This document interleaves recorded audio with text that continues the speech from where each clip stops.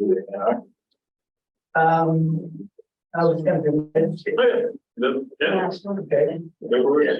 You want to do the reading of them, or would make the motion for the minutes of this? If you would, please. Yeah, there. Or you need them. June 20. Okay. I move that the CPC approve the new minutes dated June 20th, 2023. Second. We have a motion and a second. Any further discussion? If none, all in favor, say aye. Aye. Aye. Well, I think Jeremiah is on. Yes. Hi.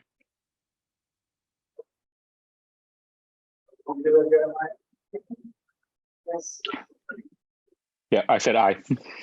Okay, that's okay. But if you're going to be on with us, I need to do roll call vote, Jeremiah. So I will then do a roll call vote on this. It's going to be Jeremiah. You say aye. Aye. And I say aye. Dave. Aye. Aye. Yeah, thank you. Okay. The record show 4 in favor, no opposed. July 18th.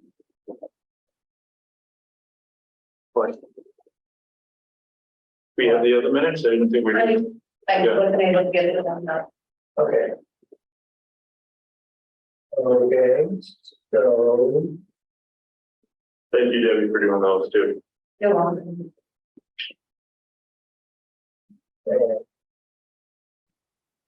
All right, yes.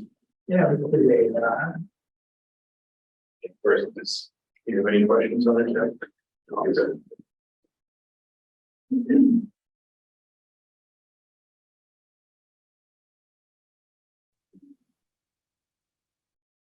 33 and 35 Shady Hill. And I don't have anybody here from the applicant, so however, it's a pretty straightforward thing, and it is an A&R. So They got their. yeah. Nobody, everybody from the public here for A&R 33 and 35 Shady Hill A&R. Nope. Okay. Probably anybody on Zoom. Everybody on Zoom. Anybody on Zoom for this 33 and 35 A&R? No, I was pretty sure that they would not be able to join tonight. That's okay. Well, I didn't know if there might have been somebody on Zoom.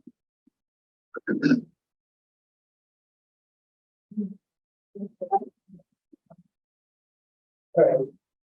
Want the motion? Please. Okay. I move that the Community Planning Commission vote to endorse as approval not required in the plan entitled Plan of Land 33 and 35 Shady Hill Drive, Assessor Map 30, parcels 68, 69, North Reading, Massachusetts, Middlesex County, dated May 31, 2023, drawn by LJR Engineering, Inc. Second. Motion and a second. Any further discussion? As I said, it was pretty straightforward line change. Okay, in that case, all in favor, please say aye. I'll roll call. Jeremiah? Aye. And I am aye. And Dave? Aye. And Jeff? Aye. That's a record show 4 in favor and no opposed.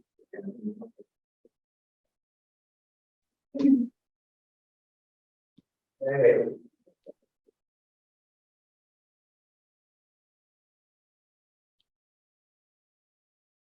Well, I have a message from the participants. I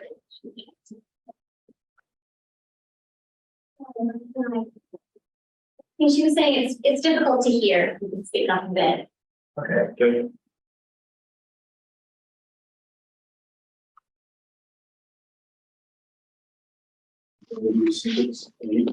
CBA, yes.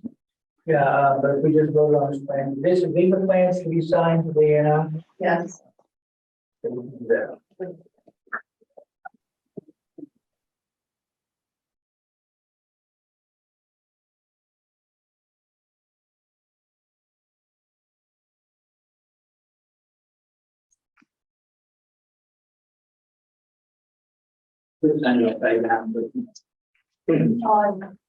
Just thinking of the on the other side of the window.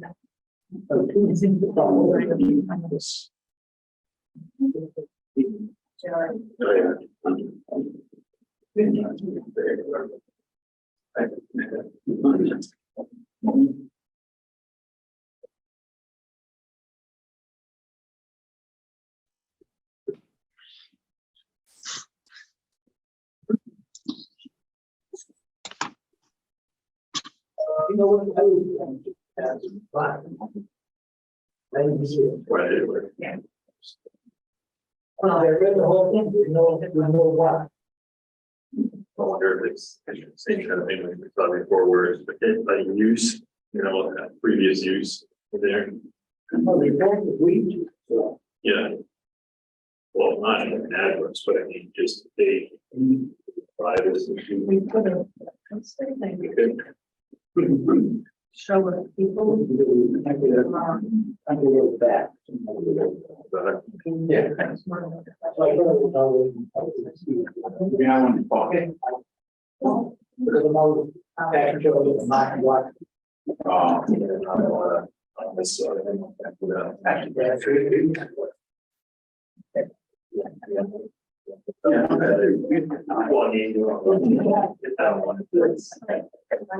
Yeah, I'm gonna try now.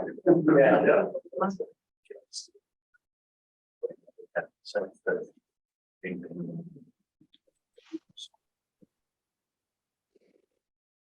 For April to use out of 35.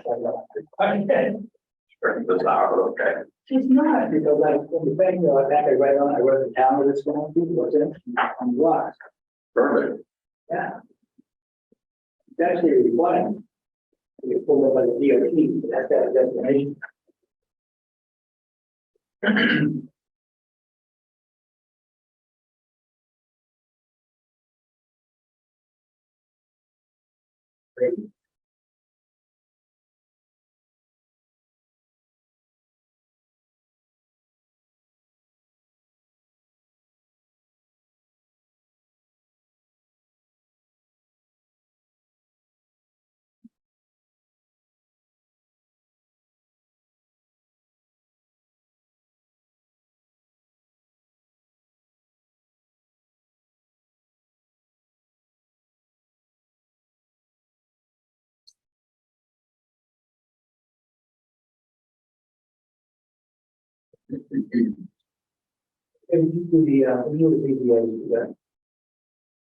First one up, it's 299. Well, first one up on my thing here is, from copy. Alex. Right, calculate. Yeah, I read it just off a share file, like, yeah, whatever's. You, have you read that? Any questions on that, the ZBA or any comments on what we might offer? I mean, that doesn't, it's a little tiny petition, it's a little tiny, 10 by 8 or whatever, Right, front porch. yeah, This is the McCarthy one. yeah, seems like a lot of work, but that's not what we look at. Well, you know, basically, the Board of Appeals, their job is to, if there's a hardship, you know, they can give a very, there's a hardship. So is there a hardship here? You know, we can, is there a hardship that's high enough that would require us to, vary to vary or the bylaw and that? Let's say, in many cases, we don't really see it, we haven't seen it that way. We try to stick to the law, but for the most part, the ZBA lets them go because, you know, somebody just come and improve their home and it's not that big of a change. And, you know, some of them are outrageous, but they can be pretty benign. Yeah, there's not, you look at design that they have, because they, like, unlike most variance applications, there's a full set of drawings in there, but they don't have much of a foyer space. It just goes right to stairs. It's split level, it at least looks like it, it reads like it, but so this provides that little 4-foot bump out. And then, you know, somewhat of a protected or covered entry. So Yeah. in my opinion, it's not, Like, you know, anything, anything. nothing that. So Dave, is that, you know, that's it right there. Yeah, Okay, that's just, that's what we're talking about. yeah, it's 4 feet as far as like enclosed structure, you know, 4 feet out. Oh, okay. But then there's a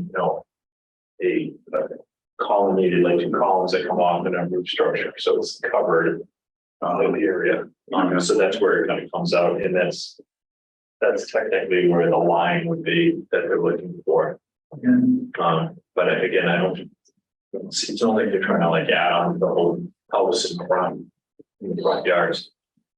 Our opinion is let the ZBA do with this.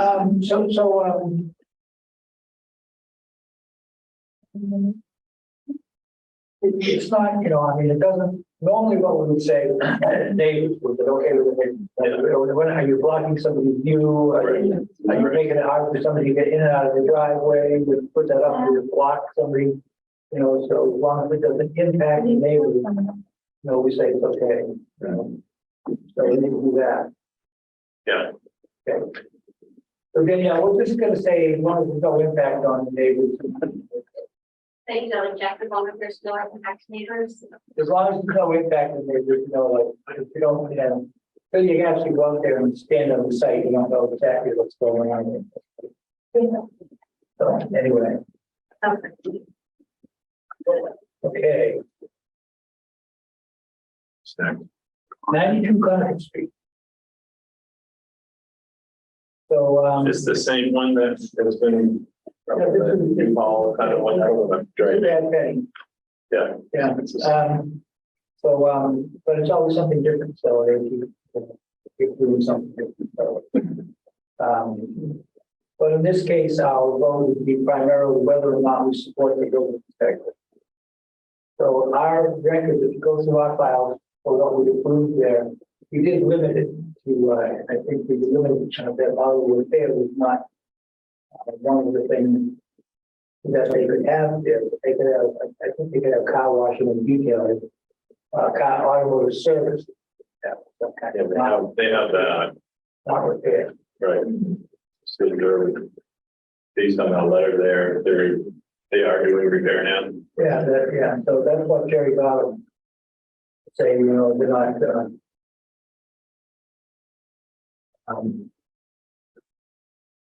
not, of course because it was part of the application, it's in the master deed for that property as well, and we can't do that. So, that's what it is. So our consensus would be to agree with the owner or agree with the building inspector. Right. We usually support the building inspector, that's what I think we would do. Do you have any input on this one? No, and I'm sorry, I blocked myself out of my share. I can't give you any real updates, and I haven't had a chance to chat with the building inspector about this one. Well, he's gone over there a few times to solve the problem, so we got. A lot of violations related to the fact that when the CPC did the site plan review, they limited certain uses, as you mentioned, and those uses continue to crop up even though they're prohibited by the approval of the site plan. And that was largely due to there being very limited parking on the site and not enough to be allocated to all the different Well, uses.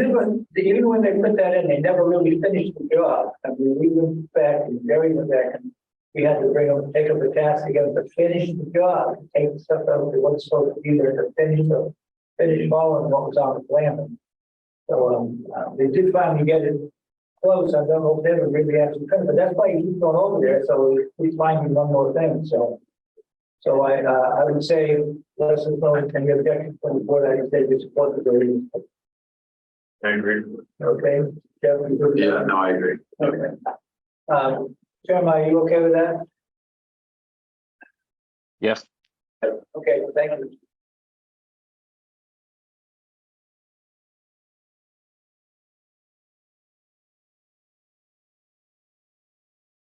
The 140 or 150 Park Street, you know what that is? That's the 5 parking spots and needs that are going to be outside. You're going to be in the buffer zone. You're going to be in setback. Right. They need those 5 to make the 100 car spots, 100 parking spots that they need. So, we've already approved the plan of that, so I would assume we'd be in support of this as well. I agree. Okay. Yeah, you were. Yeah, that's the. Yeah. Yeah. So they went through extensive, almost a year and a half, site plan review, so. And he's one of our, this is actually one of our better developers, he really on. Right. And see something like that, if something needs to be done differently, it would be right, so, he'll try to accommodate the technical process. Is you want to leave it up with the greenhouse back? Yeah, You found it. I read the relief request and the variance and all that. Yeah, no, I get it. Yeah, if they move that back, that would be great, because right now that corner is to the line. Too much, yeah. Yeah. So to move the house back and then we lower the windows, make what they can see you, that's like two different data points. Yeah, no, that's. I got no problem. That's cross walk All right, too. so we're gonna support, of course, this, feeling, it's, and need for those 5 parking spots. Thank you. 99 Main Street. I know what that is, right? There used to be that. Some used to be the hotspot. Yeah. So, rent equipment, right in that area. You got a garage in the back. Yeah. So we don't. Before that. Or, Yeah. Sorry, yeah, on this one, because there's like. Yeah, there's not. what is it? It's, right after, So they're storing more. it's right after 303, with the old 303 there. Is, So it's after. Garage. 299, is that the one Garage. just on the line near, Yeah, it's where the old TC, the retail, I mean, that's where they did the whole rental. Yeah.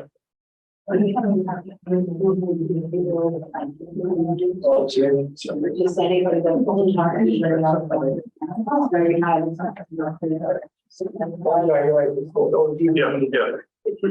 Thank you. Okay. So if you can keep the quiet back, where we have people listening on Zoom. And any background noise will kind of vary what we're trying to do. So if you want to talk to somebody, please take them out the hallway and I appreciate that. And so with people listening, thank you. Yes, I'm sorry, treat the old TCD. TCE rentals? Yeah. Okay, gotcha. Yeah, But that's just the applicant address, the actual, and it is the whole address, but the shed or the one they're leasing is in the back. Yeah. Based on that share file. You can say a little layout of it. yeah, we got a picture, so. Yeah. So. I don't know if it's really there, right? Well, the arrow is, see, it says tenant stays right. So again, but this is another one of those, So this one. Right here. It's that going, is the one there, right? Based on where they did the arrows. so, this is the company that's up across from, Walmart there, actually, Flush and Intrepid Enterprises. And they want to be able to clean their vehicles, so they have a whole bunch of vans and a whole bunch of vehicles there to start to divide their park everywhere, actually. What kind of vehicles? Vans, black, all black, green, a whole bunch of them. And then out in the back, there's a thing up just so Flush where they could go the rest of the people. They're not gonna be plenty going. Didn't say that, it says they want to do interior, exterior, cleaning, vacuuming, etc. Clean their fleet, because they have trucks and they have all the vans and stuff, so. If it's all happening in the back there, I don't see a problem, but if they're just doing that, for like detailing. Yeah, It's control. but they can't do repair because it's not allowed. Yeah. They have to- Yeah, just So detail. we run through the same thing with 92 months, Yeah. so they can do this cleaning. Yeah, the cleaning back And here. everything, so, it wouldn't even, as long as they have the application here that they're in the back, they're not facing Main Street, I don't see an issue. But I would probably ask the Board of Appeals to ask a couple questions that if you're going to be washing vehicles, who's the water going? Yeah, Because they're uphill from I'm out of that. Good point, yeah. from your viewers. They're not a car wash, so they're not, you know, Yeah, are they so- putting in any provisions Yeah, for so I mean. capturing that? Until it's just running out to the road. Vacuuming is one thing, but washing all these vehicles constantly without a wash bay of some kind that captures the water and disposes of it. I think that question needs to be asked. And it, I want to get the You got that, Danielle? So vacuuming is fine, but if it's a full-scale washing operation, that's something Yeah, else. they're They should ask gonna be questions. washing 10, 50 trucks a day or something, where's the water go? Normally, if you have a wash bay, you capture the water. So my question is more, are they going to be storing any vehicles? Yeah, Oh, I'm sorry. I have. Yeah, I'm just curious if they're going to be storing any vehicles on site there, like overnight, things like that. Yeah, because they do have a lot of them stored down the street, you know what I mean? right? I know exactly, right on Main Street, There's yeah. an old gas station. Yeah, yeah, Yeah, right there. And Flush is a company that's out of that, right, behind the yeah, fence, yeah, which they didn't have that transport, but the fence, Gary made it, so. good. It looks good. That'd be the other question. But, That'd be the other question. Storage of vehicles. yeah, that, yes. Well, I mean, unless they're inside, so I mean, I'm sure there's some kind of parking, there's a limited amount of parking there on that site, I think, but it's pretty, not that big. And then the other question would be, is this entirely internal, like private? It's not, you're not advertising, you do detailing, sorry. I don't think this will prohibit, I don't think it will prohibit them from doing that, Right. but Good to it know. says quite specifically here that it's for the reflection for above the line production rental. So, a production rentals, I would assume they include the, portables and flush, so not sure if they want to be washing those out up there. I think probably the field board should ask a few. Definitely ask about that.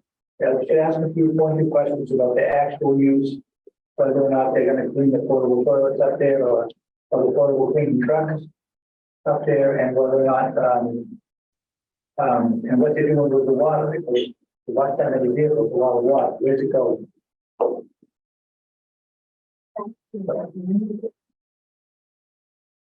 You want to add anything, Jeremiah?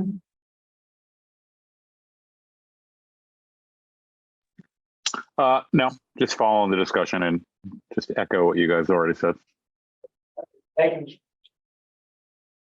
You guys want to add anything? Dave? You know, I think that covers it. I think that's pretty much it. All right, yes. Those are the components that I really, that I had when I was there. If they do exactly what they say here, they're probably going to be okay, but. So the other thing maybe is that they, give them a 1 year permit, you know, and then we'll check back every year and if you. Done what you're supposed to do, you can keep it. They've done that before. What's a good idea? Yeah, it's a cool deal. Yeah. SP. 1 year. I think that's really good. Yeah. It's the opportunity. It helps everybody. Well, you know, it does, but it also, by that time, we'll know where the water's going. And you're gonna be swimming in the parking lot. Dunkin' Donuts. Yeah. Yeah, so, that way we'll give them a chance to make sure that we do them done the way they said in their application, so. I have a question. Are those black trucks, so those are the trucks that they'll be looking to, Well, I think those belong, a lot of those, I think, are for the production company. Yeah. Brian Meggs has the company in Traffic Enterprises. He's one of the people that started this last year and this above the line production service. okay. And I've seen him in some of the movies that I've done. Good guy.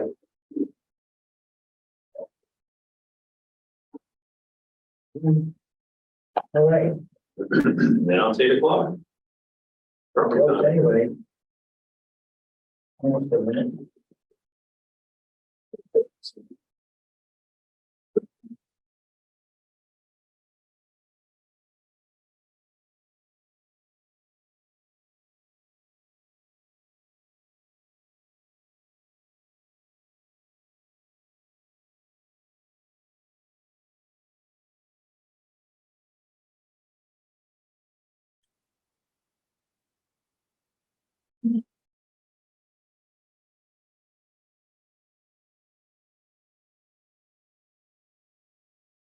Okay,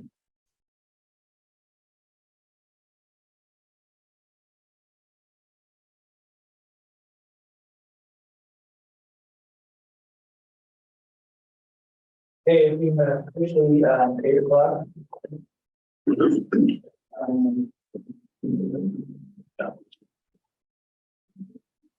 Yeah, I'm gonna open this in public hearing for 17 Anthony and 346 Haverhill. Good evening, Bill Hall with Civil Design Consultants. I have the plans here on a board, or if we could pull them up on the computer, should have them in a PDF and get them on the screen there. But we were before you just a couple of weeks ago. We've made just some minor changes to the plans. We've outlined that in a revision letter. Those were limited to adding the location of the abutting soil absorption system for 15 Anthony Road and adding the distance between that and the closest detention basin. Adding some additional plantings and specifying number and type on that same sheet. And then also on sheet C5, we revised that to provide an additional note to provide a swale along the property line with 19 Mohawk. We do have a handful of comments from the water department that we have to address. It's with the locations of the curb stops, they want those pulled off just a little bit. And then they want one water line tweaked. Those should be no problem for us to handle. And then I believe the way we left it last hearing was we had just received a review letter from GM2, the town's peer reviewer, and the commission was going to take a look at that and then provide some input. So with that, I think I just open it up to the commission and see what you would like to do about that. Well, one of the questions I think you didn't mention that we had to create that swale behind Mohawk. We bring that water down, goes to the back there. And I don't know, I didn't see any changes in the drainage calculation. Did you do that in your calculation? Yeah, so it's not so much that it was a change in creating a swale. We were already, the way it was graded out, it was already creating a swale in that area. So that was taken into account. We just added some labels to that just to make it extra clear when it's installed that that's the intent on the plan. All right. Okay, your issues of the water department issues you're gonna work about. Yeah, it's just locations of some curb stops and one water line. So it's really very minor issues. All right. Okay, any questions from the board here? I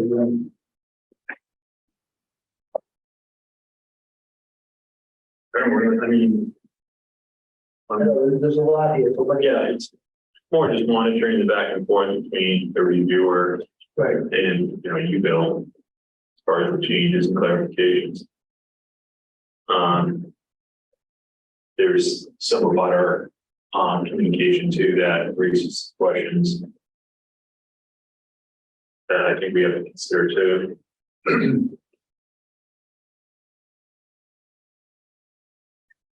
Danielle, does Bill have that letter from the attorney? From the buyer attorney here? We do, yeah, we just received it this afternoon. Haven't had a chance to really go through it, but I believe it touches on a lot of what was brought up at the last hearing. And has been addressed through peer reviews and back and forth. Yeah, as I went through it, I did see a few things, okay.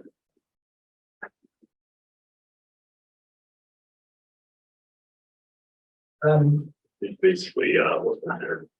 8 points. Yeah, 8 points.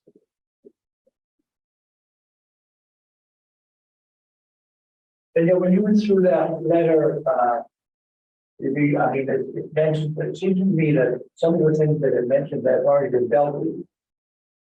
So I'm not sure that it was, I'm trying to recall if there's anything in there that we didn't already deal with. Yeah, I mean, I feel like a lot of this came up as we went through the peer reviews.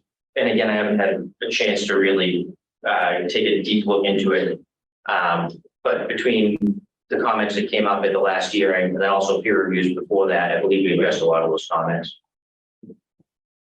I can also, because I need to circle back with GM2 just to be sure that we get a final letter saying that all outstanding issues have been addressed. Yeah, we'd like to just get an item by item letter before we close everything out. But also I can make sure that we go through those basics that are in the letter to be sure that they're confident that all those issues have been addressed. That's Because there are some things that are, subjective. Yeah, I mean, like the water, that's an opinion that it's endangers the public. I don't know, and I'm not the one, the expert to speak to that, but. Well, I normally what we would do is something like that, if we ask the water department, which I don't know if we've done it or not, because the amount of water lines they would talk about adding on, I think exceeds the footage of what you're going to install for your basic water line. Is that correct?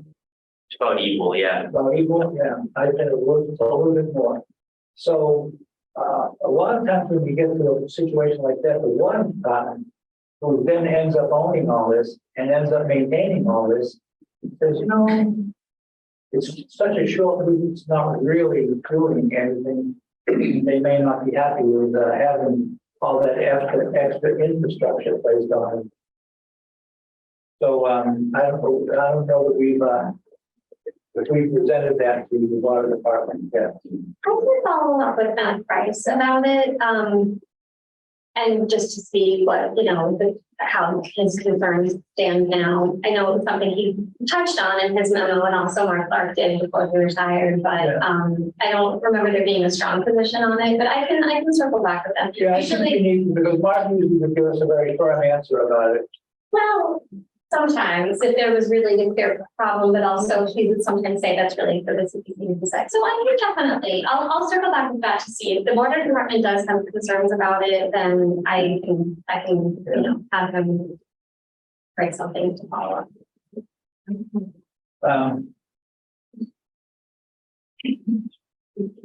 Okay, so anything else, Dave? Yeah. Do we want to discuss the other waiver requests also? I have not yet started to draft the decision letter, so I don't know how you all feel about the other waivers. That one of the ways to check. So Discuss law firms.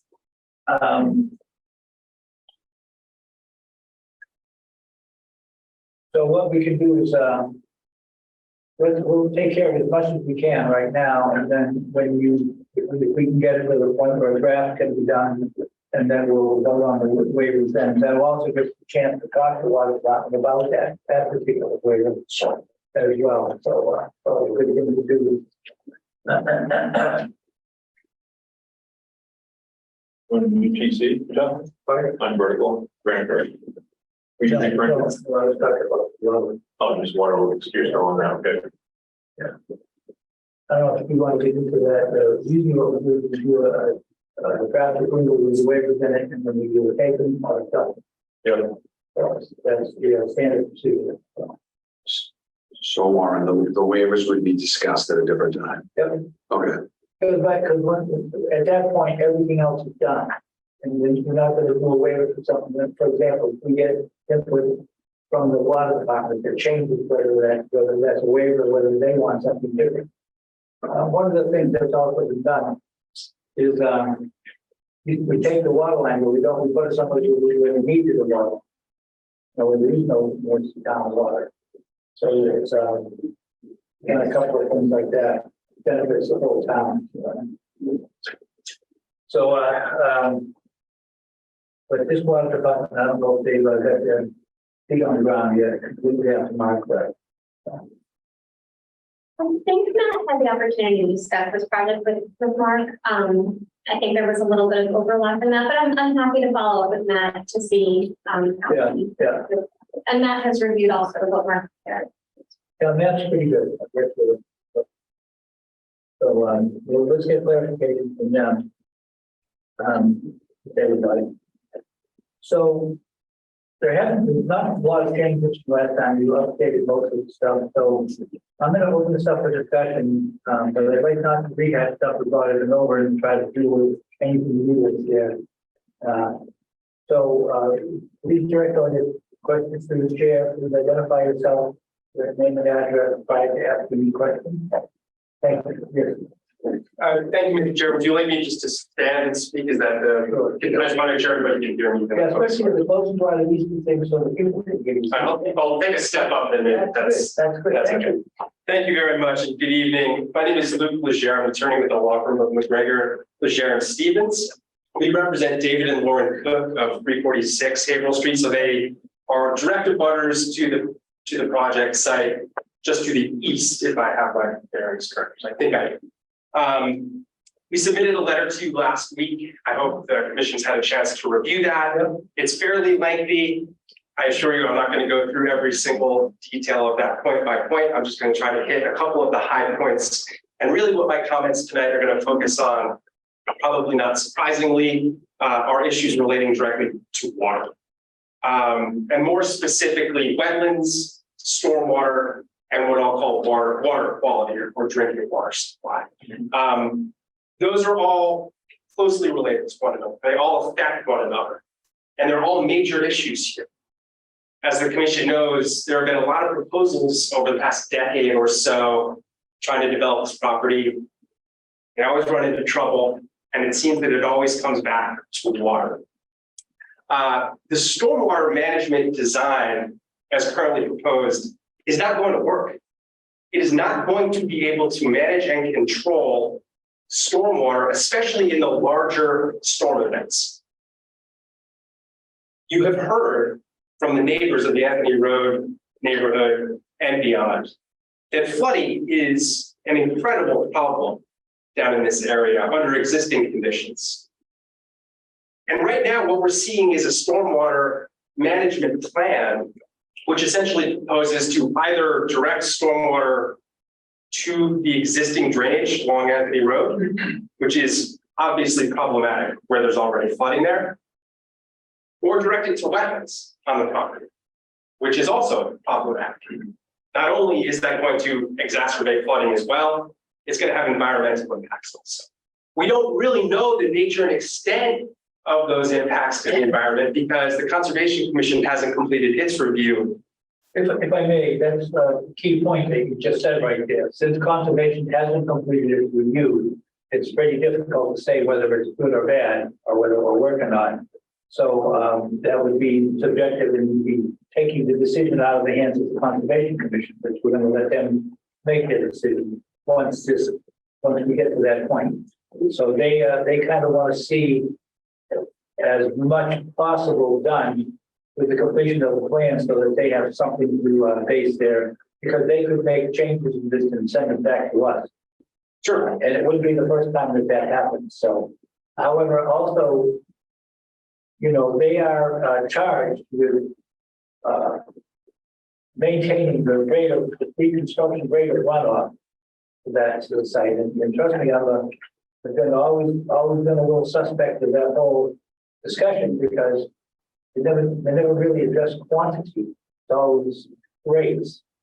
So They should be addressing volume too, for sure. well, unfortunately, that's not in the code, but I got the engineers explain, and Bill, maybe you could even enlighten us is why you think they don't include volume in there.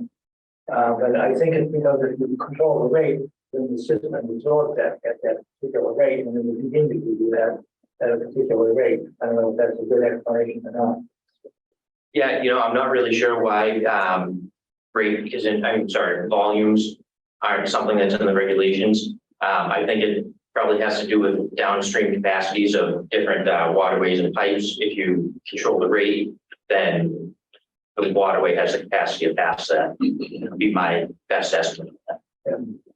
So, but that's in fact in code, and of course, these drainage calculations, catchment areas have been identified, and the drainage calculations have been done and reviewed. So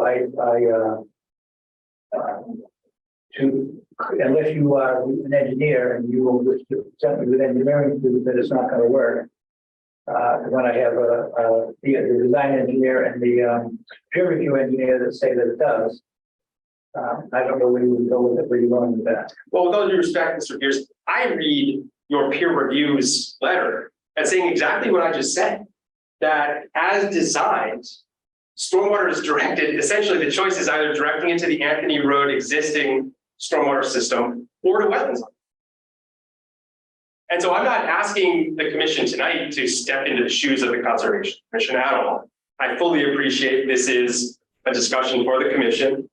I understand that you would like to see the commission get a little further along the road to finishing that discussion, maybe before you finish things up. I also know the Concom would like you all to wrap things up here before they finish their review. I'm a member of my town's Concom, I get it. Yeah. I'm simply raising the point for the commission here tonight, that is essentially the choice that is being presented.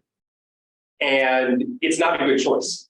And in our view, either one of those choices is going to exacerbate existing flooding along this road and potentially have unacceptable impacts to the jurisdictional wetland resource areas on the property. Again, I'm asking the commission here tonight to decide that. I appreciate that somewhere else.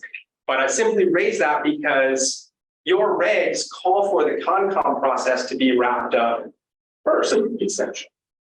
And I think that's a big part of the reason why, so that the commission, this commission, can understand exactly what the wetland resource areas on the property are and exactly where they are, the nature and extent. So that again, that would be a conservation job. They would do that.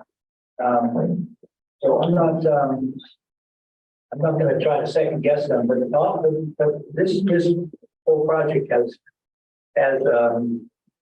a bunch of places that it could fall down. I mean, if the power company, the electric company at the last minute said, no, you don't like the idea. No, and that's the end of it. Well, that's true. That's certainly true. And that is another issue when we So touched it's on up to it. them to maintain communication with them so that they know how they're, what way they're going. And if they have a level of comfort that everything is okay. Yeah. If you like what we can do, because I know that the Conservation Commission pretty much always waits for the CPC to vote Yeah, first, no matter what the regulations say. Yeah, It's just yeah.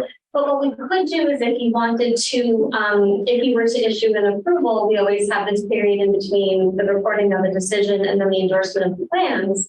And there usually are some items that need to be, checked up prior to endorsement of the plan. So one of the conditions would be prior to endorsement of the plans, the Conservation Commission needs to issue an approval that is consistent with what if you would like to do it. Yeah. I mean, because of the complexity of this whole situation, I think we need to get as far as we can and then give conservation a chance to render their decision so that they can take something, so that they can take whatever decisions they get all together back to the power company there to see if they're going to let them are not going to stop them, if you will, from doing this. So I agree. I actually know the area extremely well, and I know about the water and I worked in that area and I'm good. And however, again, they are charged. The developer is charged with not increasing the rate of runoff from reconstruction to post-construction. And because the peer review engineer agrees that there are multiple avenues, I think we'll explain it fairly well on at least once why he split it up. So I mean, we could go through that again if you want.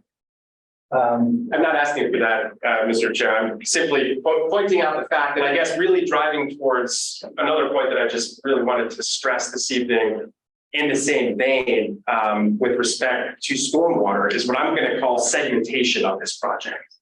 What is currently before the commission in this application is a 6-lot subdivision proposing 5 single-family residences.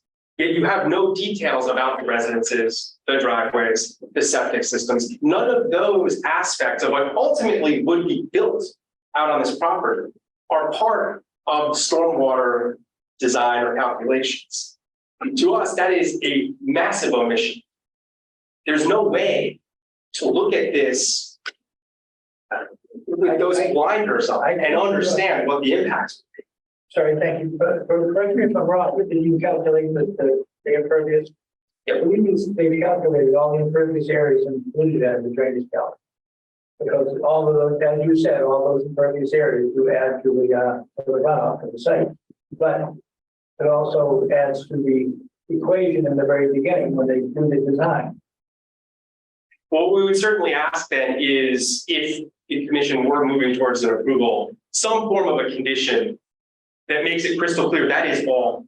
Because my concern here, whether there's been some accounting for those numbers or not in the calculations, is that it's really impossible for any of us to sit here tonight and know with any level of certainty what will ultimately be proposed and built out there.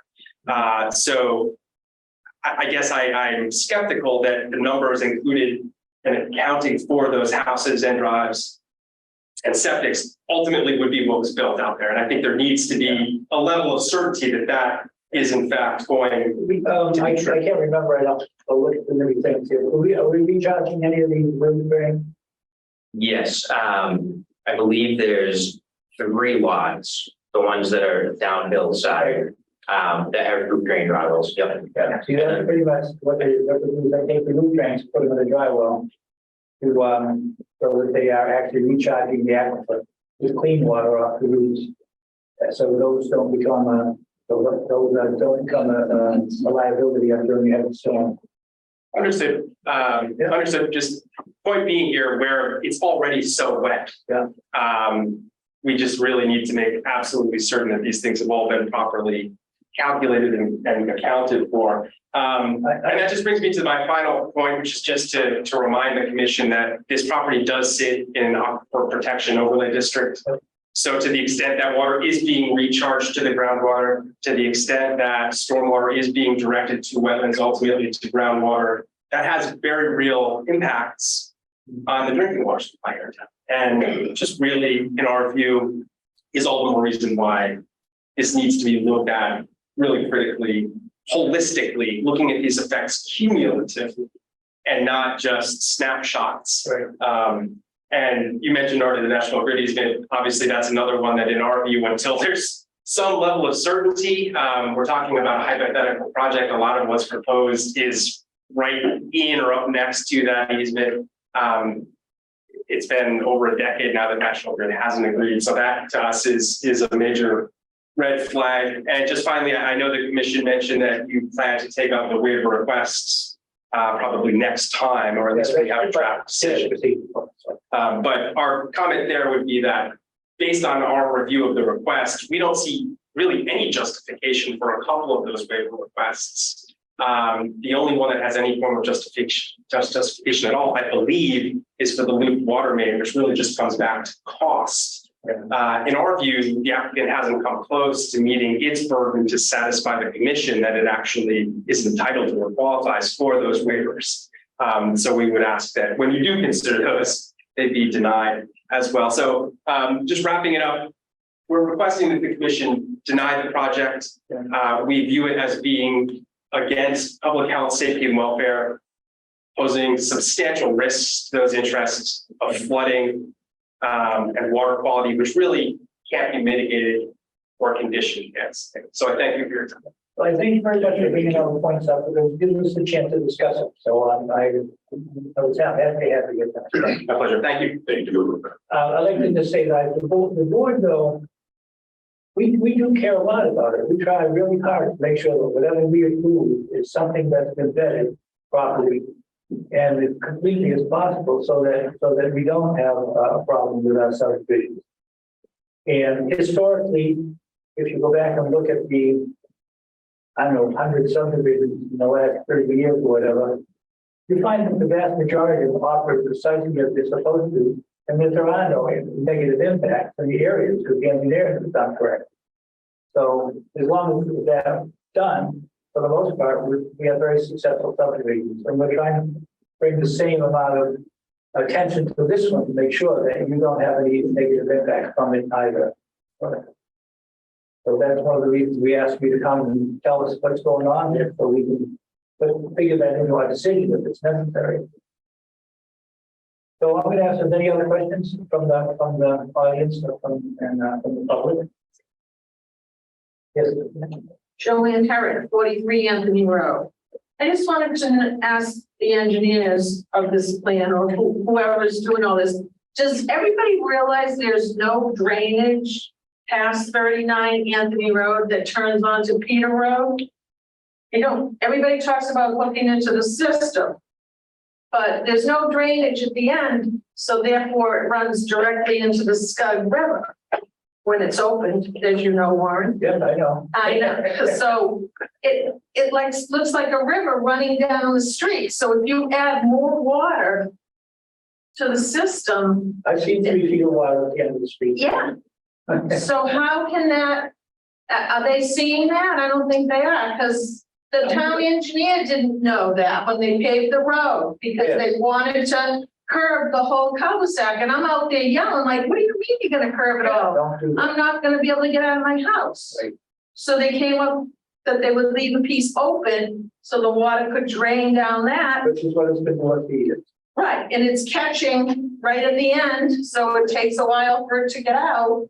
But is that allowable? I don't, what's the conservation committee say? Well, it's an existing condition, first of all, so, but bringing that to conservation, they may say, well, you know, they have the opportunity or the right, if you will, to say, we want you to do a little something here to improve this. They can do that. We can't let them do it, and they can't do it on their own, but conservation could allow that if they thought that it would make your life better. That, you know, I mean, the conservation commission is made up of people who live in town too, and they care. Okay, but I just wanted to know, They can. they say I'll let you answer that. hooking into the system, and when the system's on overload, the drains can't take any more, or the drains are blocked, guess where it comes?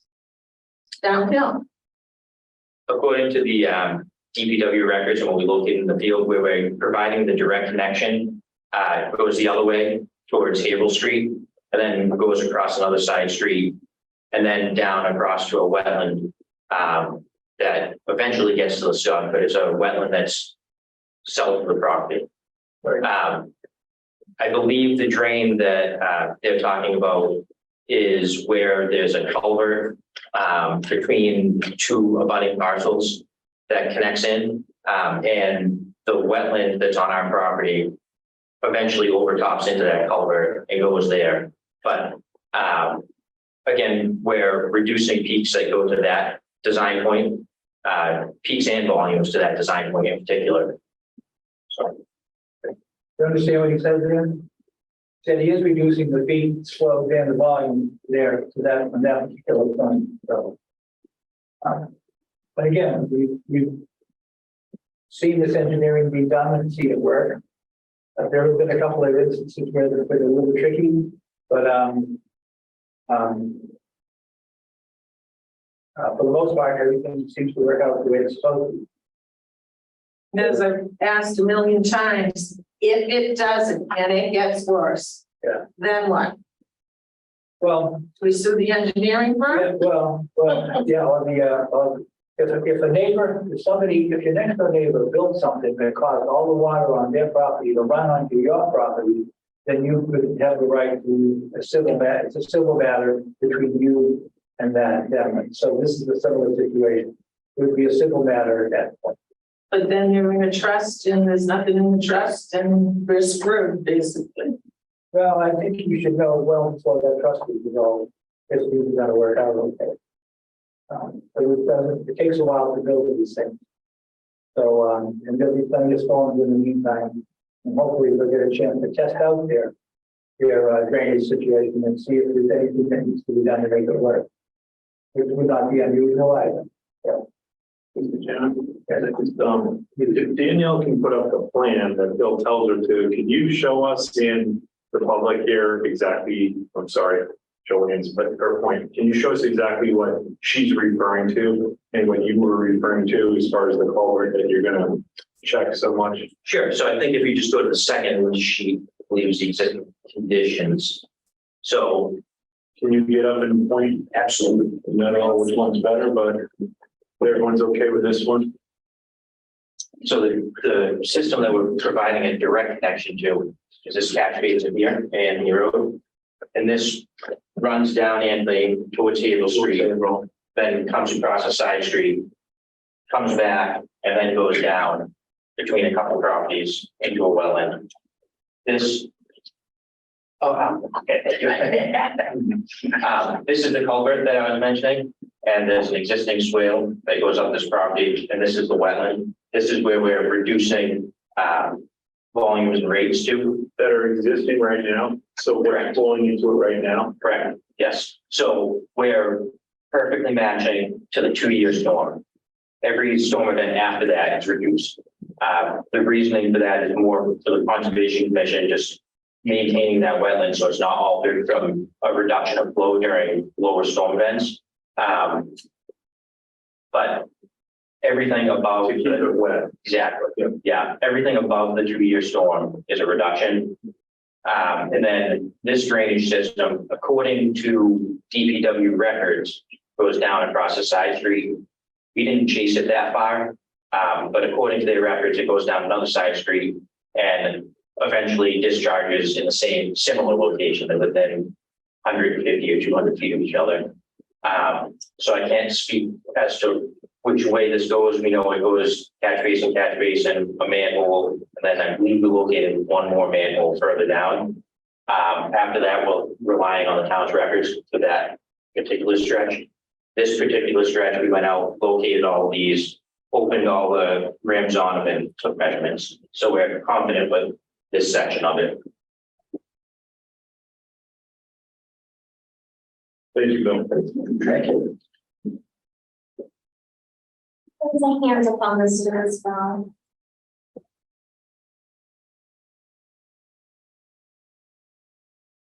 Okay, you have a question? Yeah, you. Are you mute? If you are- Yes, sir. Are you calling on me? Yes. Did Thank have a you. question? No, it's not a question, it's a comment. Yeah, Thank you very much. My name is Jamie Medea from Buchanan and Associates, and I represent the homeowner that you were referring to earlier from 19 Mohawk Drive. And I want to be clear for both yourselves on the commission, but also for the owners of the project that we hope very much to hear from them with respect to our concerns. So I'm going to speak briefly because I understand the owners do come to each of these meetings, and some people hear better orally rather than reading a letter. Our letter states for everyone, everything. I'm going to simply summarize it. First, the concern for the runoff to this particular location is extreme. The shifting of the burden for the stormwater flow has now moved from the other side of the property to this side of the property. And the current plans are showing a much higher elevation than is needed. We've consulted with an engineer, which if we must, we will hire to move forward if the proponent doesn't make changes. The higher contours show that the wetlands resource areas are at elevations 98 and 94, which does make elevating the road to some extent understandable, but it's not rational to go as high as 105, which is fully 6 feet higher for increasing the runoff. This is a factual result, both the runoff and the rate.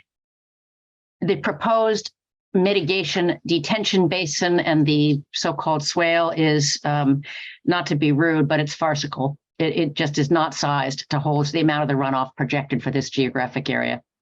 Even if the detention basin is properly maintained, and even if the additional impervious surface is included. I couldn't agree more with the prior attorney, Luc Legere, with respect to the need to include in the calculations all the impervious surface on the site. 5 homes, 5 driveways, that's a lot of impervious surface. This detention basin has no management plan on record, and it's absolutely necessary. The chair himself did a wonderful job at the last hearing of describing just how important its maintenance is and how hard it is for the town, which lacks its own resources, to do all the maintenance. There's a lot to be done. And we saw no plan on record for the projected subdivision owners post-development maintaining the necessary protective basin or swale for my client's house or anybody else's. Maintenance is essential to a sustainable design and should be included. It should be required, and it definitely should be included in the calculations, all of the impervious surface. There is no proposed land berm in this particular location or anywhere else. But in this particular location, after all the clear cutting of the trees and the bushes, they currently aspirate significant amounts of groundwater. That will not happen unless there is no proposal to rebuild a berm, a land berm, vegetated with trees and bushes and other vegetation to aspirate and make up for that difference. That increases the flooding and a particularly new topic for today, groundwater mounding concerns. Groundwater mounding is going to happen according to our calculations on this particular site. My clients are currently at no closer than 5 feet for groundwater, and it will become they're no more than 5 feet, and it will become no less than 4 feet from groundwater, thus creating more flooding hazards and difficulty on their property, burden shifted from the proponent's current property. As was said previously, I second that opinion. I second that emotion that the CDC's regulations require the applicant have already obtained the approval of any necessary wetlands authorities. I do understand Danielle's statement that it's not your common practice, but it's in the regulations, and there's good reason for it. In addition, it says any wetlands, and they have not even applied to the Andover Conservation Commission. They are altering wetlands on Andover wetland properties. They are buffer zone, but those are still wetland resource areas, and they should be applying for them. It makes a substantial difference. Finally, and I'll conclude because these are concerning everybody. Regarding the waivers, it endangers the public without cause, including my client who lives directly adjacent, not to have a looped water main. We detailed that in our letter. No valid reason given except they want a waiver for curbing because it does provide better vertical curbing provides better water flow. And they provided no reason at all why they can't comply with the usual cover minimum of 3 feet over drainage. Regarding National Grid, we also agree. National Grid's on record for 10 years opposing, and or rather not giving permission. Nothing's changed. Why would a town want to give approval for a subdivision with 200 feet of easement right along some of these homes with a significant amount of almost essential, if not definitely included in that easement, structures and uses that National Grid is not showing any likelihood of approving, or certainly nothing on record. Finally, again, from Luc Legere, it's an aquifer protection district. I do respect very much, Mr. Chair, what you said, that you care, of course, about the town. You're working hard at it and you're not getting paid for it either. None of you are. But a special permit should be required from the commission before a positive vote should be taken, because if you include the proper impervious surfaces from all the proposed changes to the sites, it exceeds the 15% or 2,500 square feet of any lot. And finally, all the stormwater generally, it's just nonsensical not to include the impervious surfaces in the calculations. I don't agree that Mr. Hall has included them, and I think your peer reviewer was not asked to include the impervious surfaces from the homes, the septic systems, the driveways, et cetera. Our letter details a few specifics on that. I'm going to stop there so as not to take up too much of your time, and also defer to my client who is in the room and can speak for herself about how personal these concerns are. I thank you personally myself just for your time and for listening. Much appreciated. All right, thank you. A lot of those issues have been dealt with, though. I mean, and he did in fact include all of the impervious areas. I mean, it's a standard procedure thing. It's not like he skipped something. It's requirement that he include all of those impervious areas. So, and the swales and everything else are included in there. So I mean, if you had an engineer that could dispute it, but I don't. I mean, I think we might have a little trouble with that if they have two other engineering firms to do this. Were able to do those calculations and they agreed on them. Then a third engineer is unlikely to do, unless they use a different metric of some kind to make the determination. It's unlikely to change by much. They followed the stormwater management standards imposed by the state, and they did indeed say that there was an absence of inclusion of the impervious surfaces from each lot. The current engineers included only those for the subdivision roadway. They did not include the necessities of each home's impervious surface. Well, No. go ahead. I'm sorry. Yeah, no, we included all the impervious area driveways and houses in our calculations. Right. Yeah.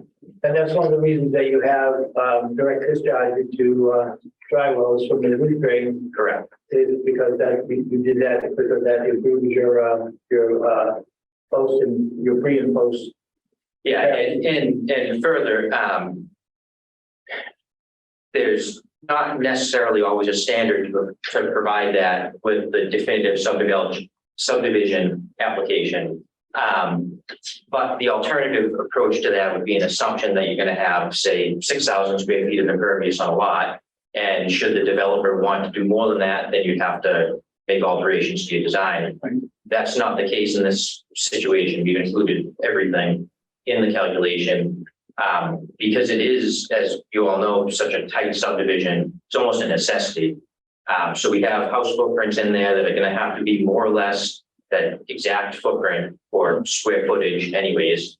And then same for the driveways. There's not much room for variation here. Okay. Okay, anybody else have any questions or comments? Yes, ma'am. I am the resident, which Ms. my attorney is referring to. I had the opportunity, Michelle De Silva for 19 Mohawk Road. I've had the opportunity to go on to your website and review, in fact, what is listed as the mission statements, which in part states that I'm sure you're very aware of, but I think it's important considering the impact that this development will have on our lives, the people who actually live there, that this be brought up. The department's mission is to plan, guide, coordinate, and develop to the town of North Reading to ensure the highest possible quality of life for our residents.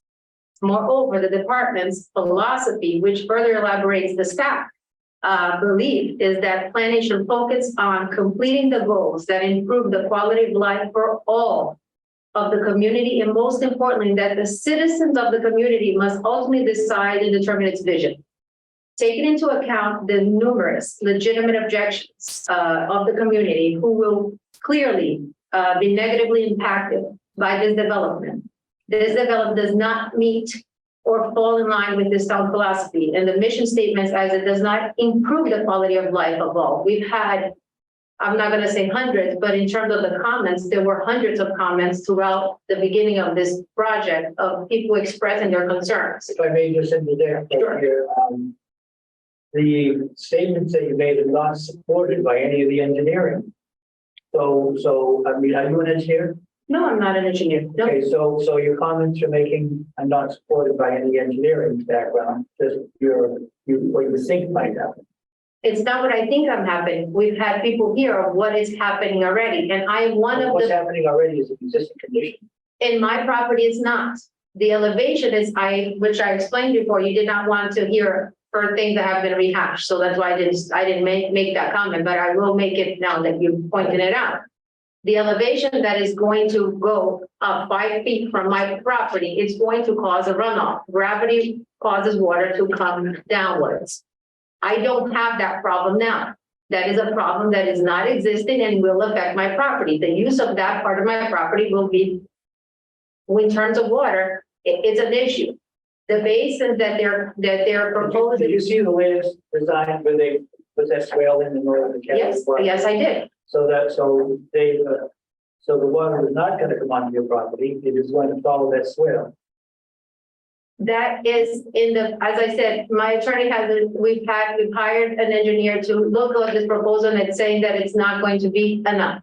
So that is the reason why we're here today and expressing these concerns to this board. Well, we would probably need something in writing for them to say that, because they could, it would likely be disputed by the engineers, by our peer review engineer, who has no stake in this whatsoever.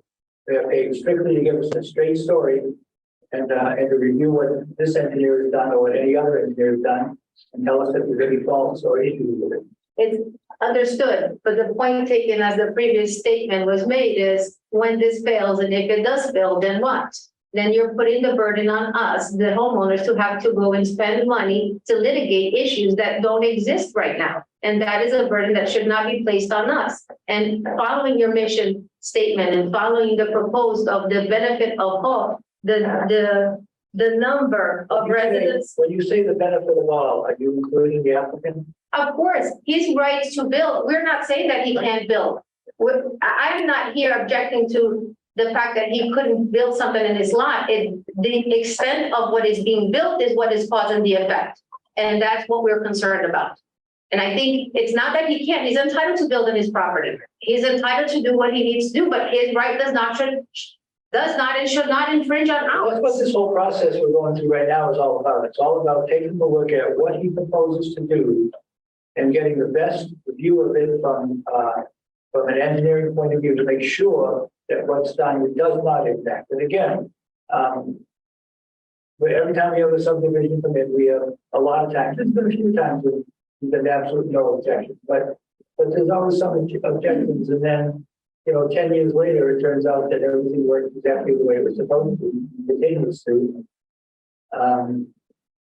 So if you can't trust the engineering, then there's no point to having a subdivision control law. You have to be able to trust the engineering. And for the most part, in this town, I think if you take a look, it's working.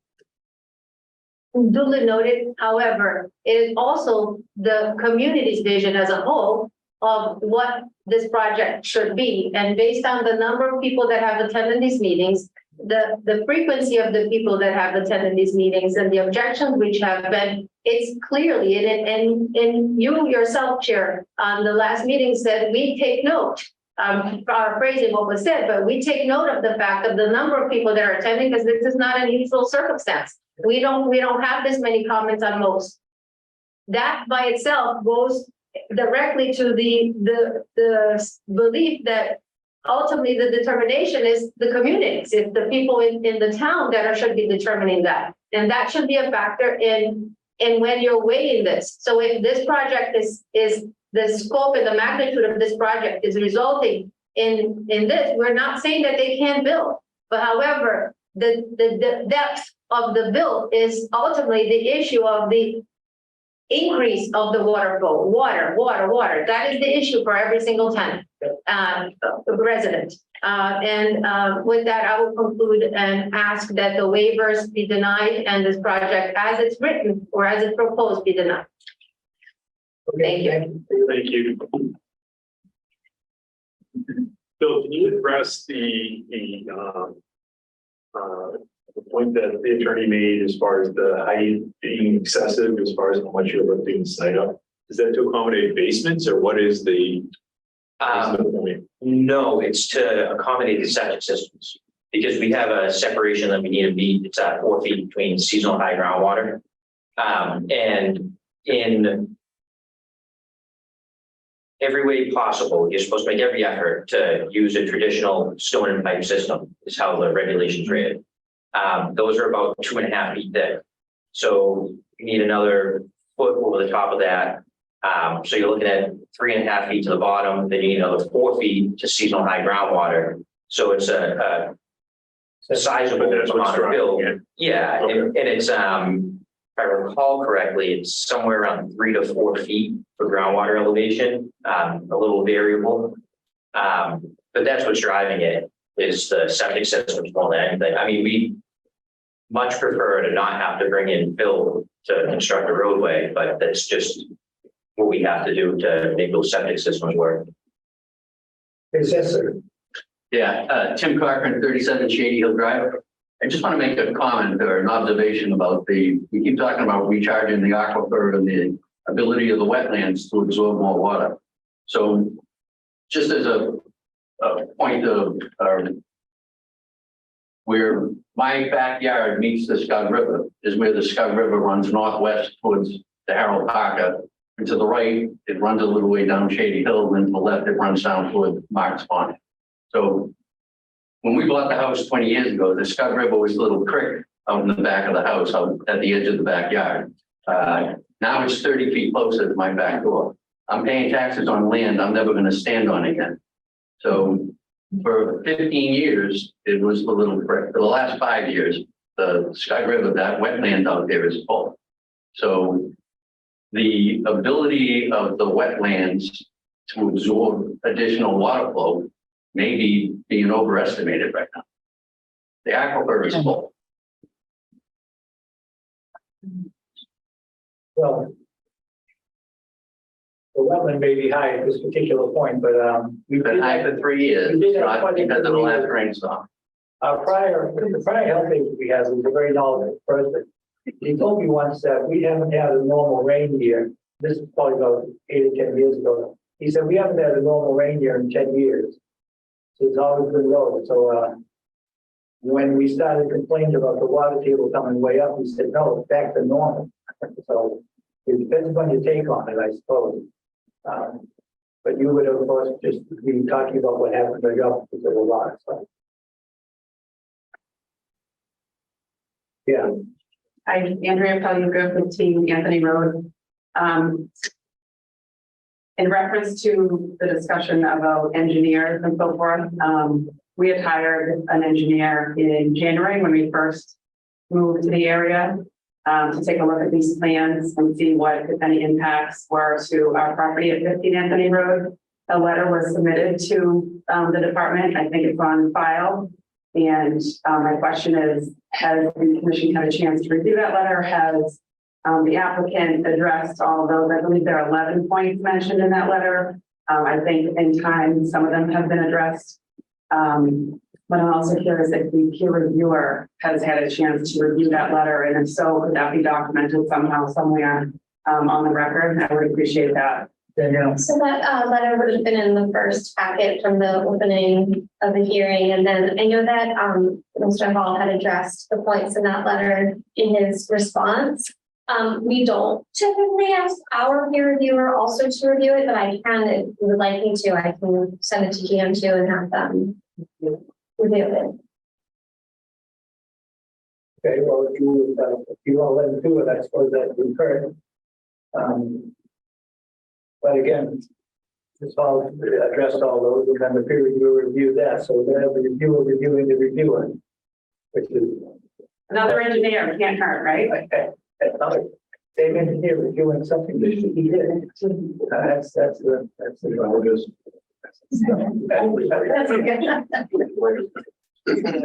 Yes, sir. Yeah, Jeff Jones, 16 Anthony Road.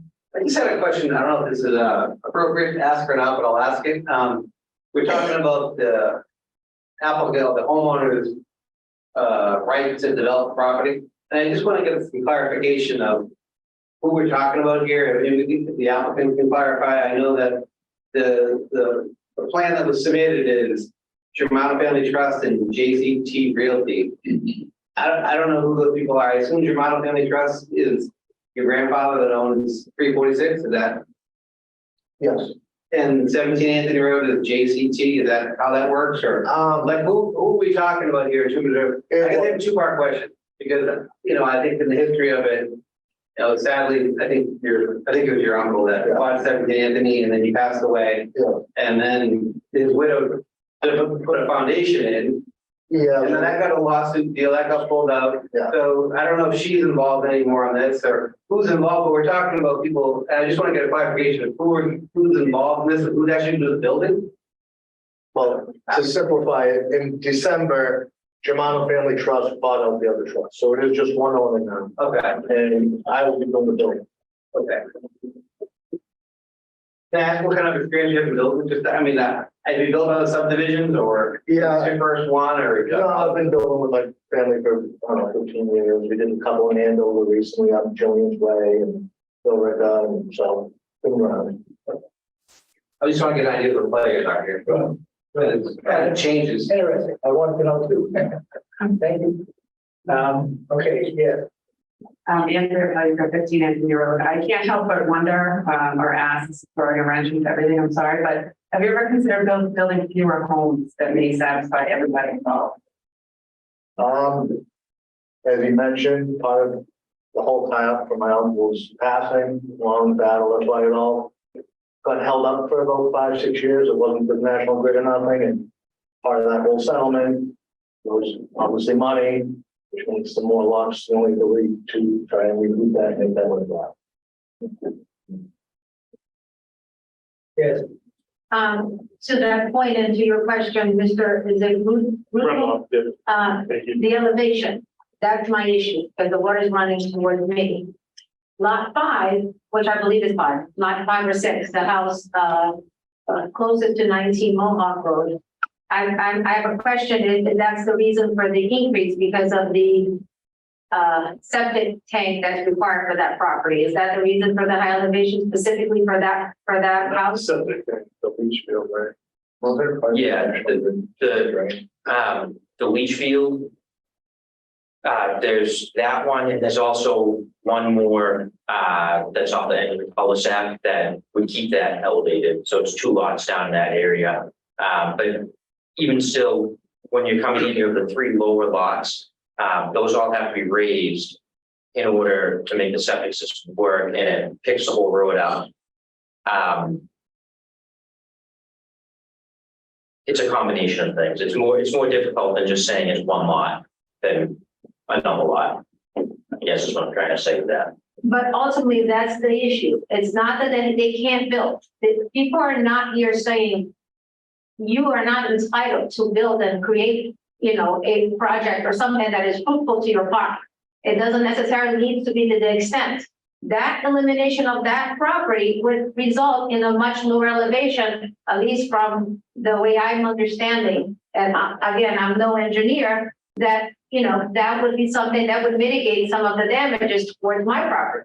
So again, that's something that the board needs to take into account. It's not that they can't build this. Can this be done in a way that the effect is minimal, the collateral effect is minimal to us who are here day in and day out on every meeting, explaining and expressing our concerns. Thank you. Thank you. Okay, anybody else have a question? Yes. I have a question. Your name, please. Bruce Reynolds, 27 Mohawk. Thank you. As he stated, is the drinking water that's going to be flowing into these houses, is that figured into this calculations?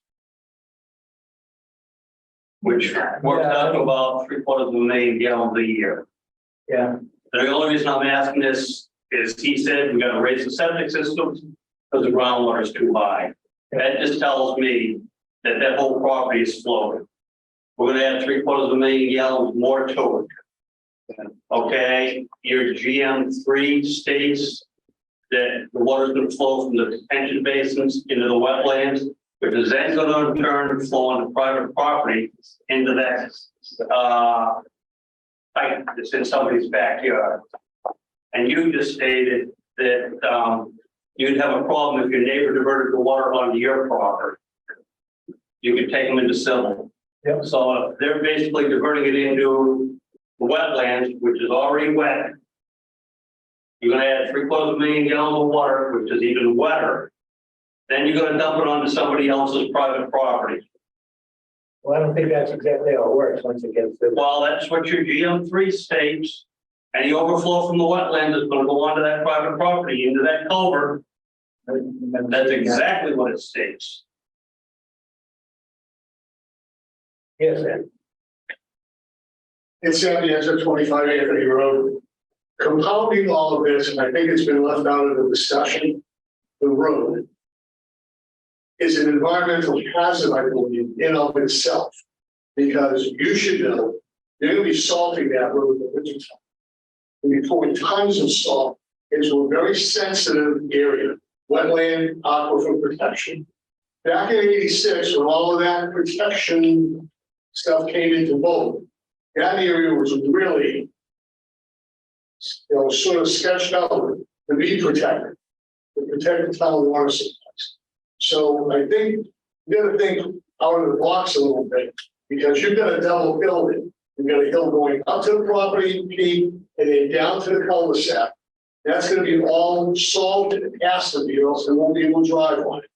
And then that salt is gonna be, in the winter time, will be dumped into the aquifer protection, zone 2, in the wetlands, which is behind us on 27, 25, 23, 21, and 17, and even maybe even down the road into that little dirt road that comes off of Cable Street. That's actually, I believe, an Anvil. So the environmental implication, because there was so much discussion back in 1986 versus quality of water and quantity of water. And it was the quantity that was the most important factor. Would the town have enough water to sustain itself? As it is, we're buying it from other communities, helping their people keep their water bills down while ours go up.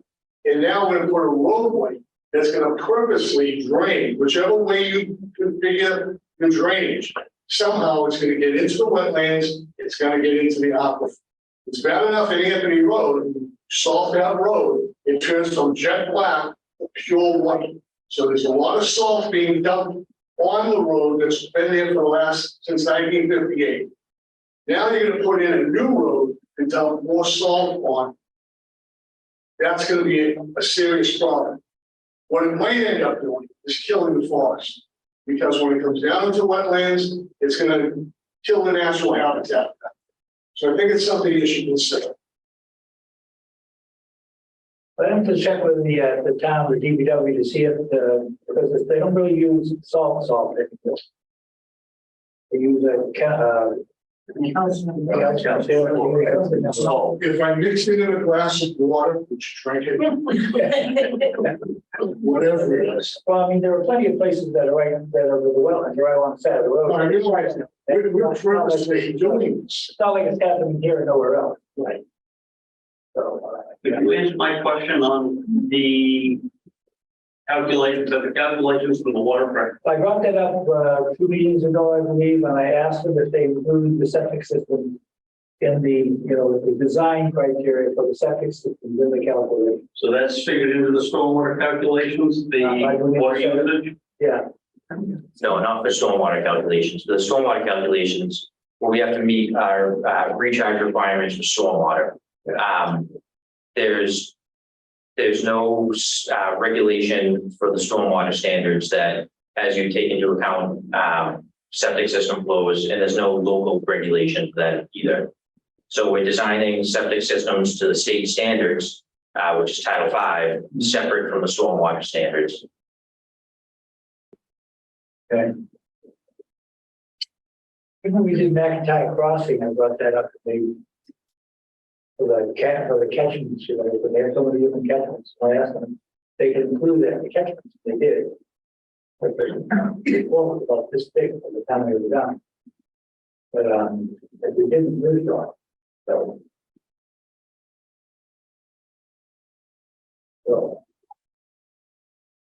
not sure if they would unbalance you or not.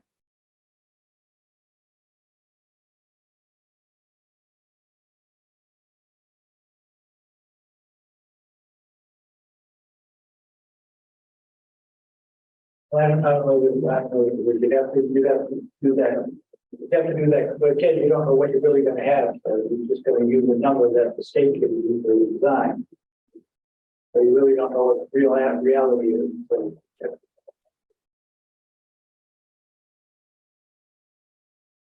Bill, would like a filter unit address some of the water quality issues that are raised? Or probably on I don't know, maybe washing through the salt or whatever. I'm not sure, because I don't know what the town uses. I guess that's more of a question for DPW or the engineering department. They might be more in tune with that. And I know other towns have started doing retrofits to some of their drainage systems to try and meet some of those requirements. Not sure if that's been undertaken here at all yet, but they might have more insight into that.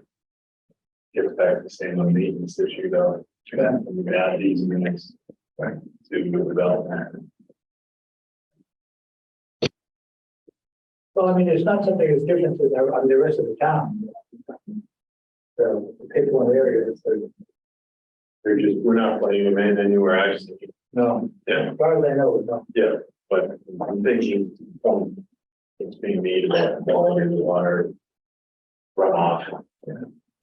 Well, actually, the runoff from the street is probably, when they really solve it.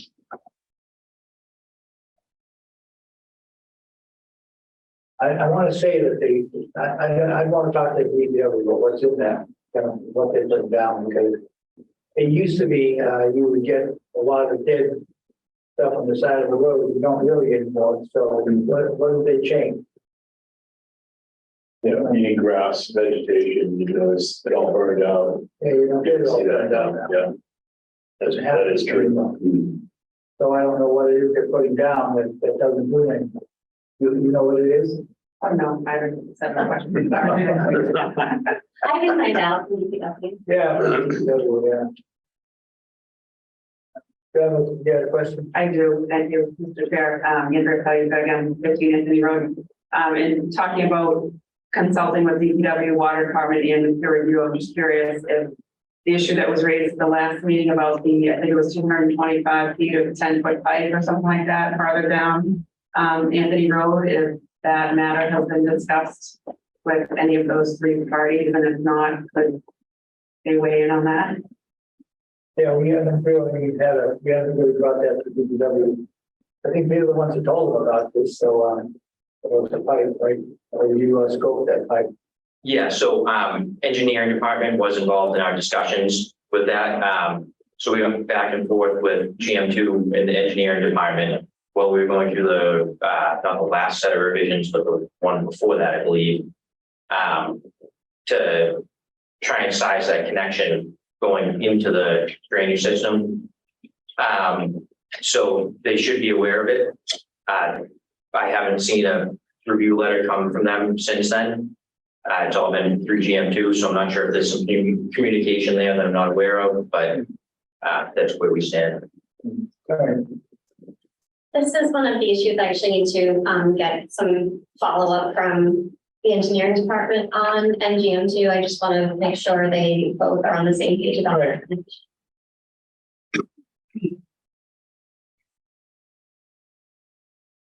All right, we're gonna have another opportunity here because they have some things they have to work out with the water department.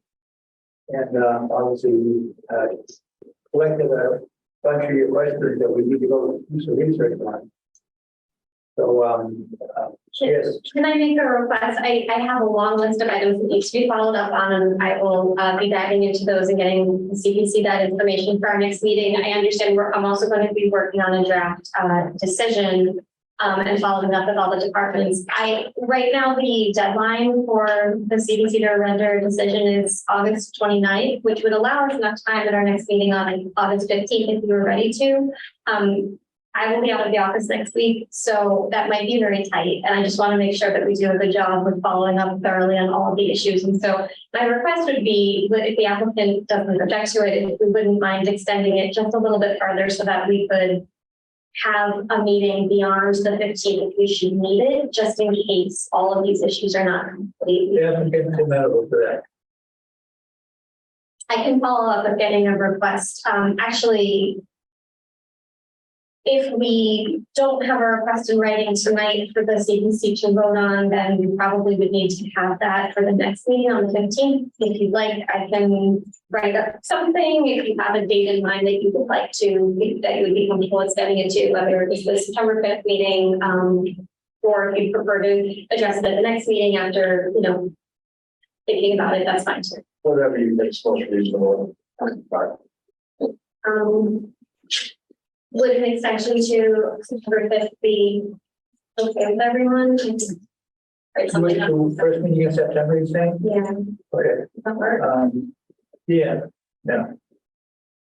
I would do it a few days probably after that meeting to give us time to file a decision. Yeah, so you do the, Friday after.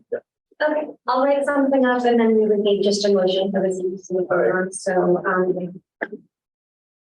Okay. Again, we're working through this the best we can. We're trying to do the best we can for you. We're here every night too. Okay. But don't be afraid to say something. We want to hear everything. We're hoping that we all work together. What finally comes out of this is something that actually works for everybody.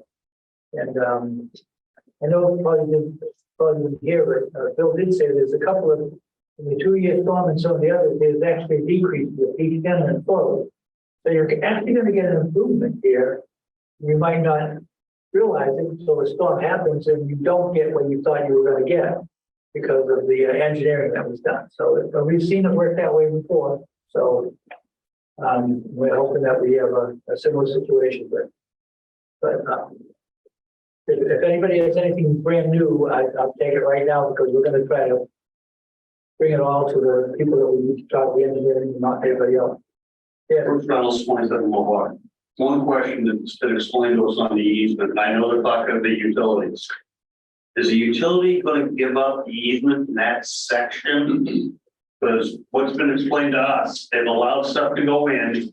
Matter of fact, this client's property, when the original builder built it, that yeah, you can put the driveway in. If we want to put a tower in the middle of your driveway, it's up to you to move your driveway. That's always true, yeah. Okay, now as a town, if they decide they're gonna put a tower in 5 years from now, in the middle of the roadway or the detention pond, are they gonna give that up? That's not probably your decision, it's more your legal counsel. Because if they don't give up that easement, they have the right to do whatever they want in that easement. Yeah, I think that's going to be part and parcel of the discussion between them. If we get everything to the point where we've done the best we possibly can with it for everybody, and then they take it to National Grid, National Grid says, no, that's it. There's nothing we can do about that. And if they say yes, I'm sure they'd have to say yes, that with some kind of a caveat in there that keeps them from anybody's driveway or road from being ripped up. So, I would imagine it would be only practical to do that. So I would imagine that's how it would work. Okay. No, I'm just curious Yeah. for what we've been told in past meetings. Well, we've been hearing about National Grid for a long time. We never really, nobody from National Grid ever come and give us their opinion or attention or anything. So we're. They did about 10, 11 years ago. They did about 10, 11 years ago. There was a gentleman from National Grid who represents New England Power for the tower home. Yeah. He was there. Yeah. Yeah, for Daniel Tower, yeah. Yeah. Yep, I remember. Yes, sir. Thank you, Mr. Chairman. Nicholas D. Giovanni, 348 Hazel Street. It's my understanding that the developer is requesting a waiver. And if this question is redundant, I apologize. But can you explain what a waiver actually is? Does that circumvent the zoning bylaws, wetland bylaws, or state building code? Basically, it's we're requiring it.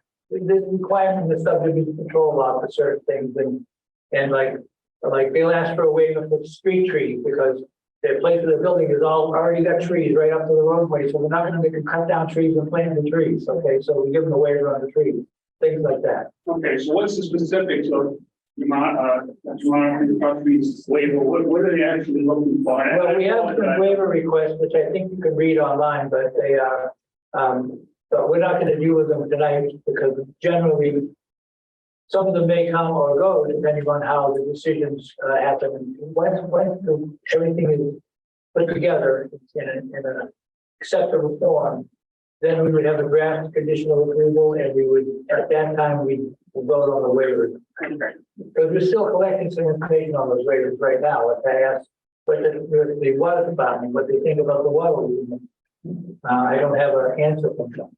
Right. So, thank you very much for answering that, but in the event I'm not at the next meeting, I'd like to, be on record as opposed to any waiver. And if somebody wants the history of why, basically, Toronto Construction's first victim, 1978, my house was carved out of that property, and I think you were on various board meetings at the time, so I don't think, quite honestly, the developer deserves any waiver. In other words, if you can put your property according to zoning bylaws, state bylaws, whatever the laws are, then go ahead and have the way. But I don't think you deserve any waiver going forward. Thank you. Okay, thank you very much. Thank you. For the record, the state doesn't like us because we have too strict of a zoning bylaw, and we're the reason that there's no affordable housing. You say, get rid of those granite curbs, get rid of everything, so that people can afford to buy the houses. So, we get pressure from both sides. All right, thank you all very much. We're going to Do a motion. yes, okay. Mr. Chairman, Go ahead. I move that CPC grant the applicant's request to extend the deadline to render a decision on the 17 Anthony Road, 346R Hazel Street subdivision until September 8th, 2023. Second. Okay, I have a motion and a second. So what we're doing before we vote is we're just extending it. We're giving more time for us because we have a lot of questions. So we're going to take more time to make sure we investigate all of them and get answers for everything as best we can with staff and with us. So that's what we're doing right now. Okay. We got this vote. Pardon? We didn't vote yet. No, we'll get to that. But after the second attention, we have discussion. He did. I know. All right. Okay, so this is just to extend the time for this.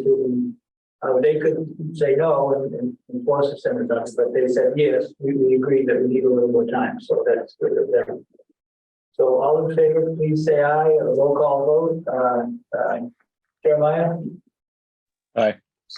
And myself, aye. Dave. Aye. Aye. So that's 4 in favor, no opposed. So you'll watch the transcript, I guess, to make sure we get, when the next meeting will be, but We'll need to continue the hearing. So I don't know if we want to continue the public hearing until August 15th or just until the September meeting. let's continue to August 15th in case we get something worth bringing to them. If we can make some serious headway, but it's worth their while to come. Let's see if we can do that. We get some decisions from some of the people who are after. So, want a motion on that? I got one up here. Okay. So it's August 15th, Danielle? Yeah, Okay. Yeah. As it relates to 17 Anthony Road and 346R Hazel Street, subdivision, I move that the Community Planning Commission vote to continue the public hearing until August 15, 2023. Second. Oh, we got time. Thank you. At 8 o'clock. I think Jeremiah seconded that. So Yeah, I think he got it. yeah. Just so you know, before we go, what we're doing is we're keeping the public hearing open, so you guys still have a voice as we go forward. So there's no shutting it off. So. Just continuing it. Oh, I think you need to give it a time. I'm sorry, 8:15. 8:15. Yeah. Yeah. 8:50. Sure. Okay. Okay, all in favor, please say aye. Roll call vote. Jeremiah. Aye. Self aye. Dave. Aye. And Jeff. Aye. All right. Thank you all very much. Thank you. We're getting there, but.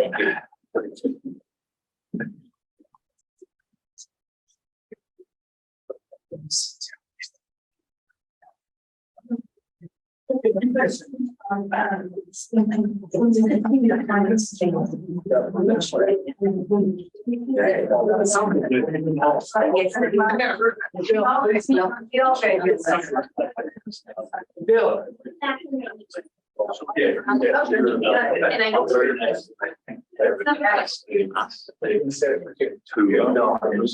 I appreciate it.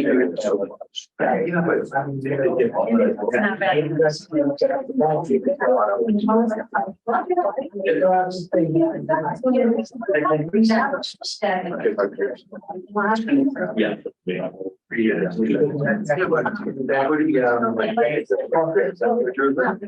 Yeah, I think currently Here's the rock. And then you put 4 feet of soil. And then you're asking, not. Yes. I think that when I have a problem. Yeah. I would, okay. That's because I know. Call me when you down there, water, like, oh, I got people. Yeah. Rolling thunder. I did. Plowed it up, made a dam. They don't know, because they have no idea what's going on, they're going to go fix that. Yeah. So I know they have. Yeah. You know what I mean? I don't know, as well. It's fairness to Not them. always, it's not quite as bad as like me. Yeah. They got so much. They need to lean on the fact that you. Quantity. Right. If- Somebody can bring it up. You might have to do that. Yeah, me too. I do need to help me. Okay. You're doing a good job. Thank you. I appreciate it. Take care of it. Yeah, definitely. You got beat up tonight. Yes. Yeah. I just build it like the. You know, I can handle it. Yeah, you do. So, Warren, I have a question for you. So you want to stay here for next week, next month? Hell no. No, but I do have a question for you, because I'm kind of curious. I brought this up to David. Kind of trying to get an idea. So the hill, I've been out there, I've seen how it, and it's kind of an odd area. So they're gonna build up the roadway and build up on top of the site the way it sits now. So they're adding, say, 6 feet of fill, or probably more, because I don't think they had quite that much, but I think they had 3 feet, something like that. Because it's gonna be, the elevation change is not gonna be 6 feet like she said, it's gonna be less than. Well, what about lot 5? because that would be like the back corner, right? Yeah. Maybe that one. So my thought is just a thought. If they're elevating the land, they're bringing the soil up and they're bringing everything up, say they bring it up 4 feet, then why are they looking for a waiver to cover up the storm on the cover? Yeah. From Because so many that's not feet, the there's type they're talking about. That's not the type that, well, they need to be able to hook up to the existing pipe. And that existing pipe only has, I think, 2 feet of cover on it. So you can't put this pipe deeper than that. so they have to be out. That makes more sense. Yeah. So it's not a overall, like, that's what they're trying to do everywhere. It's not No. a shallow pipe. No, they need to be able. Well, I told them, you can't do that, you have to have pitch, so I said, stormwater pipes some of the deepest pipes sometimes because of that. Yeah. Yeah, so it's a tie-in, It's the gonna be tie-in, RCP, so. Yeah. so the tie-in point is a key on this particular, like the way. Yeah, my understanding when I read through it was. Yeah, no, I recall now. I know. Okay, that makes a lot more sense. Okay. It's gonna be RCP, which is pretty much. Okay, yeah, I It's gonna be each one low grade with a foot of cover. Federal regulations don't require foot of cover. You know, it's interesting on the subject of, this is just general, so we're not even talking about this project, but the granite curbing thing, because you drive through like Middleton and every development doesn't have any granite curbing, but at the same rate, I can see like, so I'm like kind of for like trying to lower that cost for developers and for, ultimately for people trying to buy a home, but, But I just worry that, like, so if you go with a Cape Cod berm or whatever, and then it just gets torn up by a plow, like, who's that helping? The town has to fix that, right? Well, you know, I It's mean, very, That's gonna hurt. well, what it is, it's very rare to dig up a critic. they repaved all of the Peter and Anthony Road. They just took it down and paved the whole thing. Cape Cod burned. Right. Well, what do you mean, though? Were was it Cape Cod berm? It's still there. But was it Cape Cod berm before and they never got demoed? Yeah. Oh, no, they ripped it out. Well, Brand new. yeah, no, I know they ripped it out. And then from the plows in the winter, did the plows wreck the Cape Cod berm? Okay. No, that was the only part of the road that was still good. Yeah, because usually the Cape Cod berm is. I've seen really good success, but it can be just like if it's the wrong time of year, whatever, but I've seen Cape Cod berms really do well. And so I was in the middle of what the septic system. even the slip ones, you know, the concrete ones, They had to wait. it's all kind of wrecks about, that's. So that I can get the machines out without going over the new hot dog. Oh, If geez. you're gonna wait, I need 3 more days, I'll be gone. But they did, I mean, they said, sure, no problem. Then you gotta come back to the sidewalk. So Danielle, so that we're kind of like, we were just saying like, you know, we owe it to the people here and everybody that for the next meeting at least, and certainly maybe in September, but like all these things that came up. So like, what's your kind of list right now for just kind of bulleting them? Because I mean, it's probably big, but like, so, or just say check. So we get DPW on the water pipe one or water department really. Do you want me to read off what I have? Yes, do Okay, that. so I have to go back to GM2 to talk about any possible conditions that they recommend, especially with regard to, you know, the way the impervious area was accounted for. Sometimes in the past, they have recommended some kind of escalator where if it goes beyond a certain size, then we need to review it again in some way. I think that's really tough to do, because then we're asking for a new filing for an already approved subdivision. He has also recommended that we send GM to each septic system for review, because our Board of Health review doesn't really fully address the drainage issue. So we can put that in as a condition. I feel a little funny discussing it though, with where everybody's left. I mean, I think that's a great one though, because I think that seems to be like, it's all water, right? So that's what well, there's other things, of course, but the water's the paramount thing. So if you're having that added to the calculations, and here's one question, Danielle. When we did McIntyre Crossing, they brought this elaborate water, drainage calculations with all the catchment areas identified and everything, and how much it is.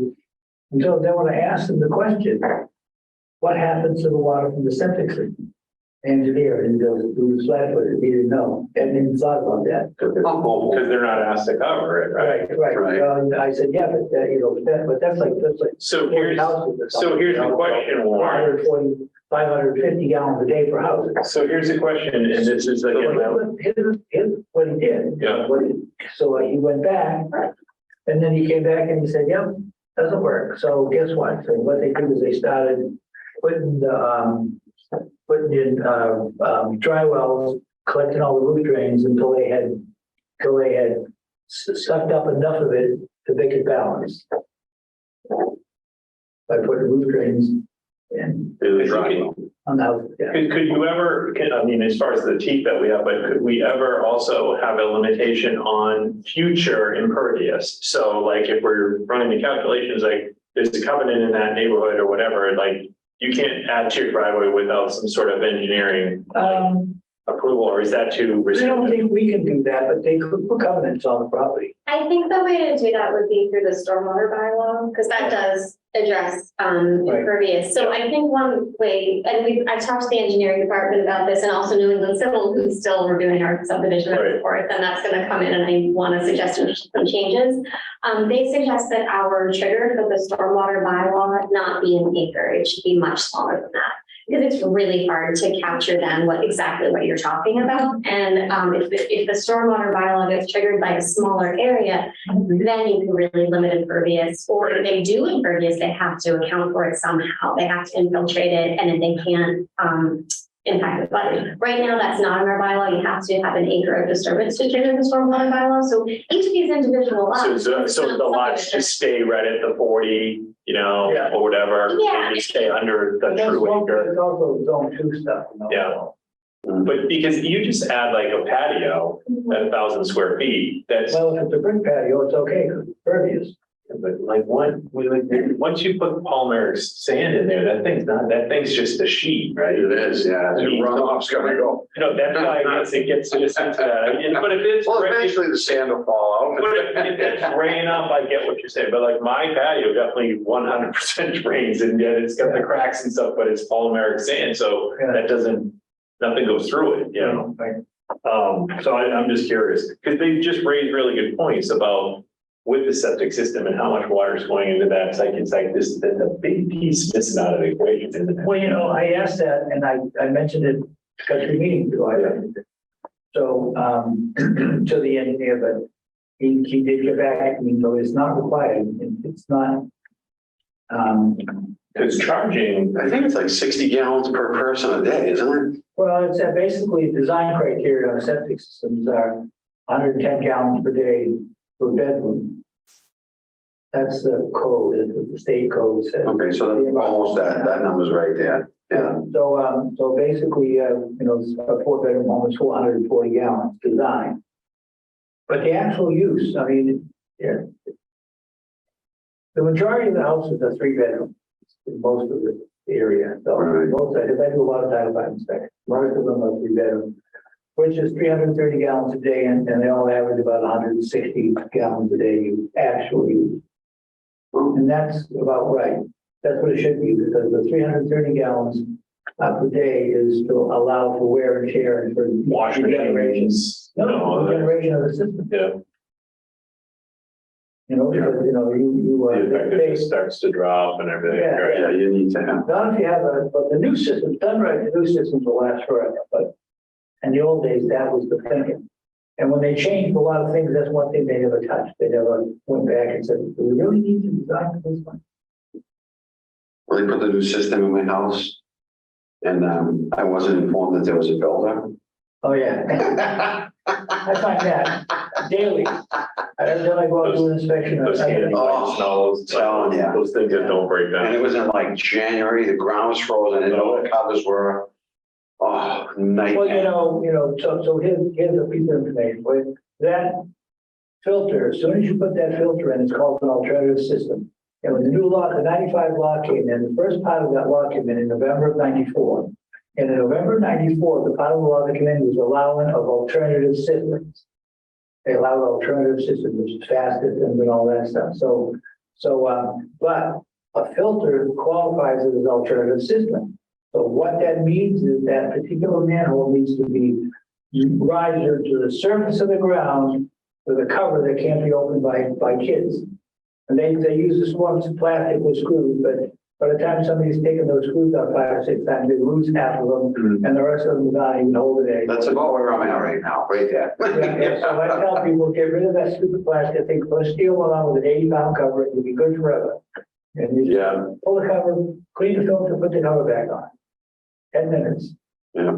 So that's what I did. So that's what we did. We always put metal steel covers over the filters. And people are always happy because they can just call somebody and they just come, oh yeah, this will take me 2 minutes.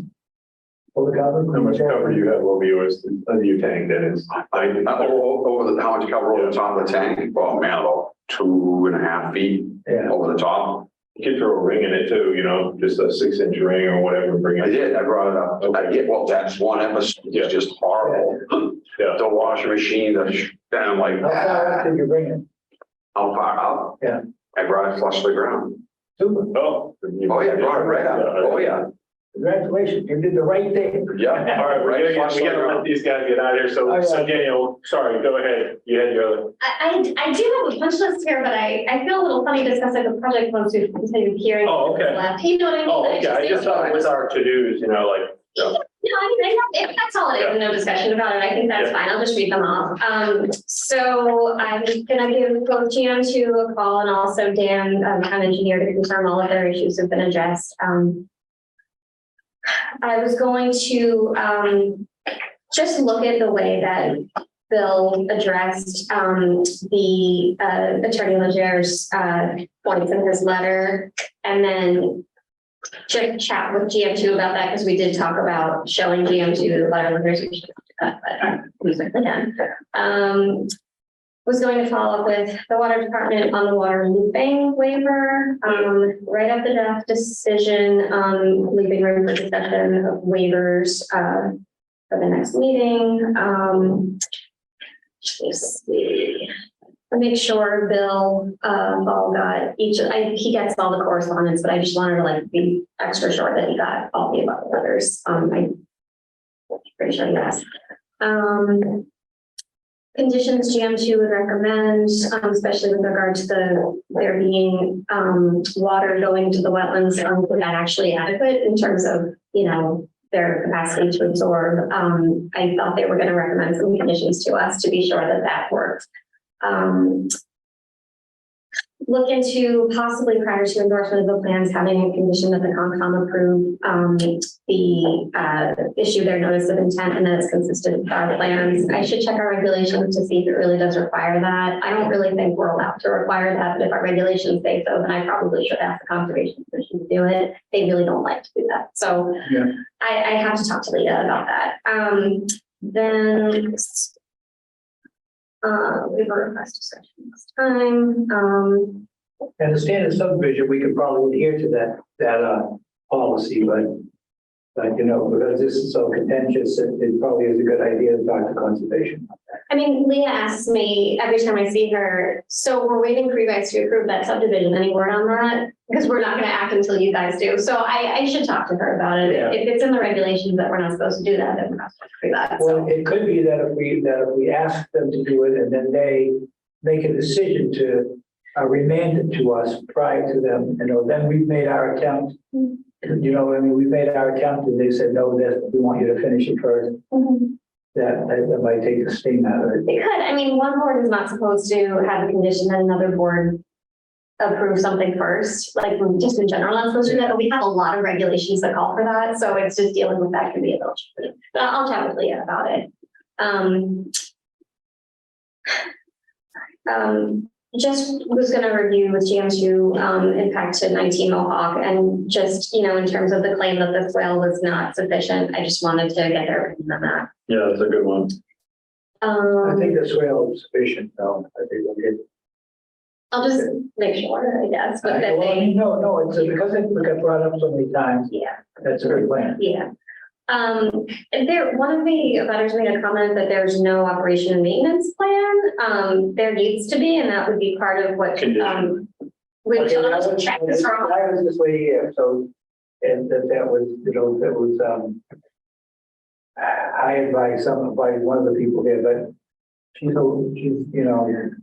I was just gonna triple check that because that is one of the requirements there. Actually, I didn't say anything at the time because I did deal with that last meeting. We're starting to really discuss the content. Yeah. I'm sorry. I don't think that we should really discuss it. Yeah. I'll just read off my notes and then I really think we should. Agreed. Let's see. In terms of exceeding the 15% threshold for aquifer protection district, it's possible it could trigger a special permit, but that's not our special permit. It would be for the ZBA. So I will take it out. Excuse me. Have GM2 review Andrea Kaliuka's engineer's letter from the first hearing. We asked DPW about road salts and what they typically use and how they adjust sensitive areas. Some of these are notes on discussing with NEC what our future changes to subdivision regs should be, such as do we need to include something for septic, in the stormwater regulations, which we don't currently. You probably make that a no salt zone, there was no salt zone. I'll ask DPW if they have a recommendation. Give them sand instead. Follow up with Matt Prince on the pipe issue. There was the waiver regarding the size of the connection going into the system, and just be sure that both Matt and Dan and GM2 are comfortable with the way that that's set up currently. And that was what I had. That's good. You got everything. Yeah, that's awesome. Okay, great. Thank you. You're welcome. I'll start working on the draft.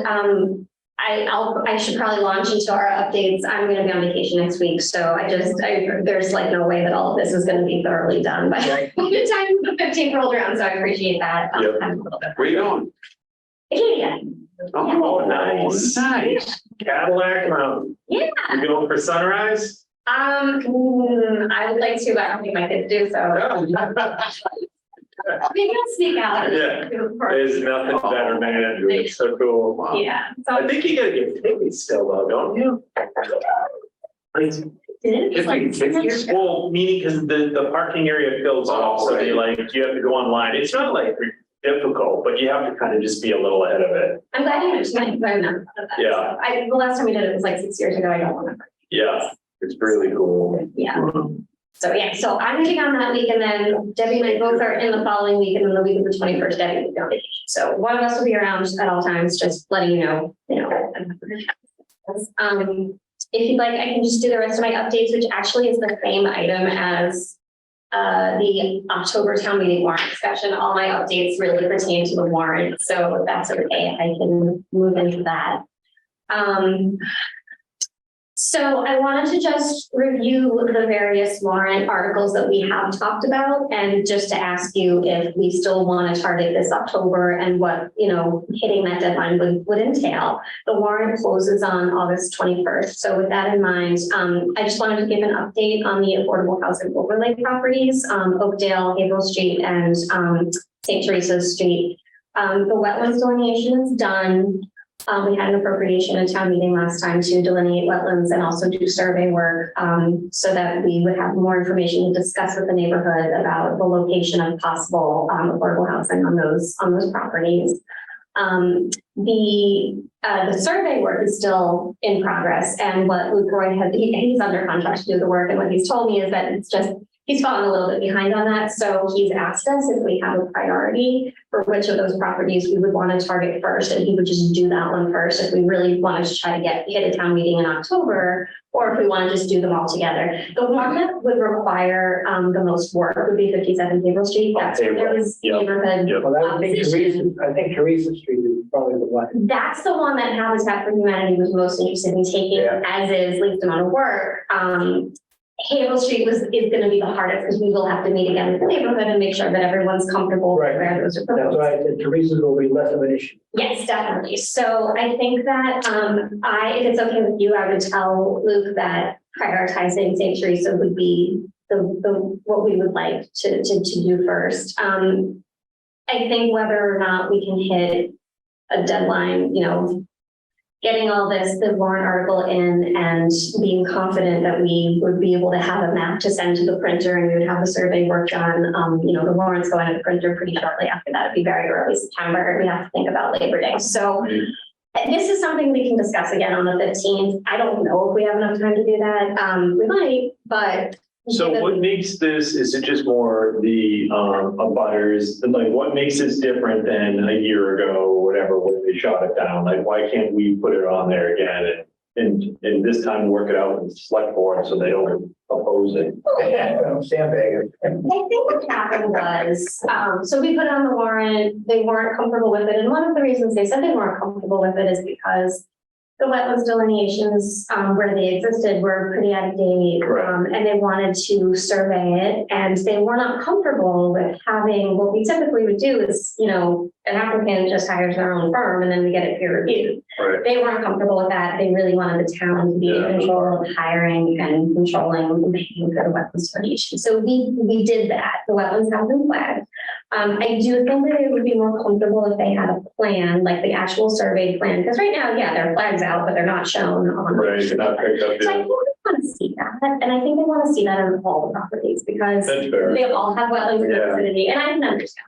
Like they don't want to be relying on old. So the reality is Luke doesn't have the bandwidth to get that done probably. I'd be surprised if he got it to us. I have been talking to him on other projects unrelated to, but he's backed up.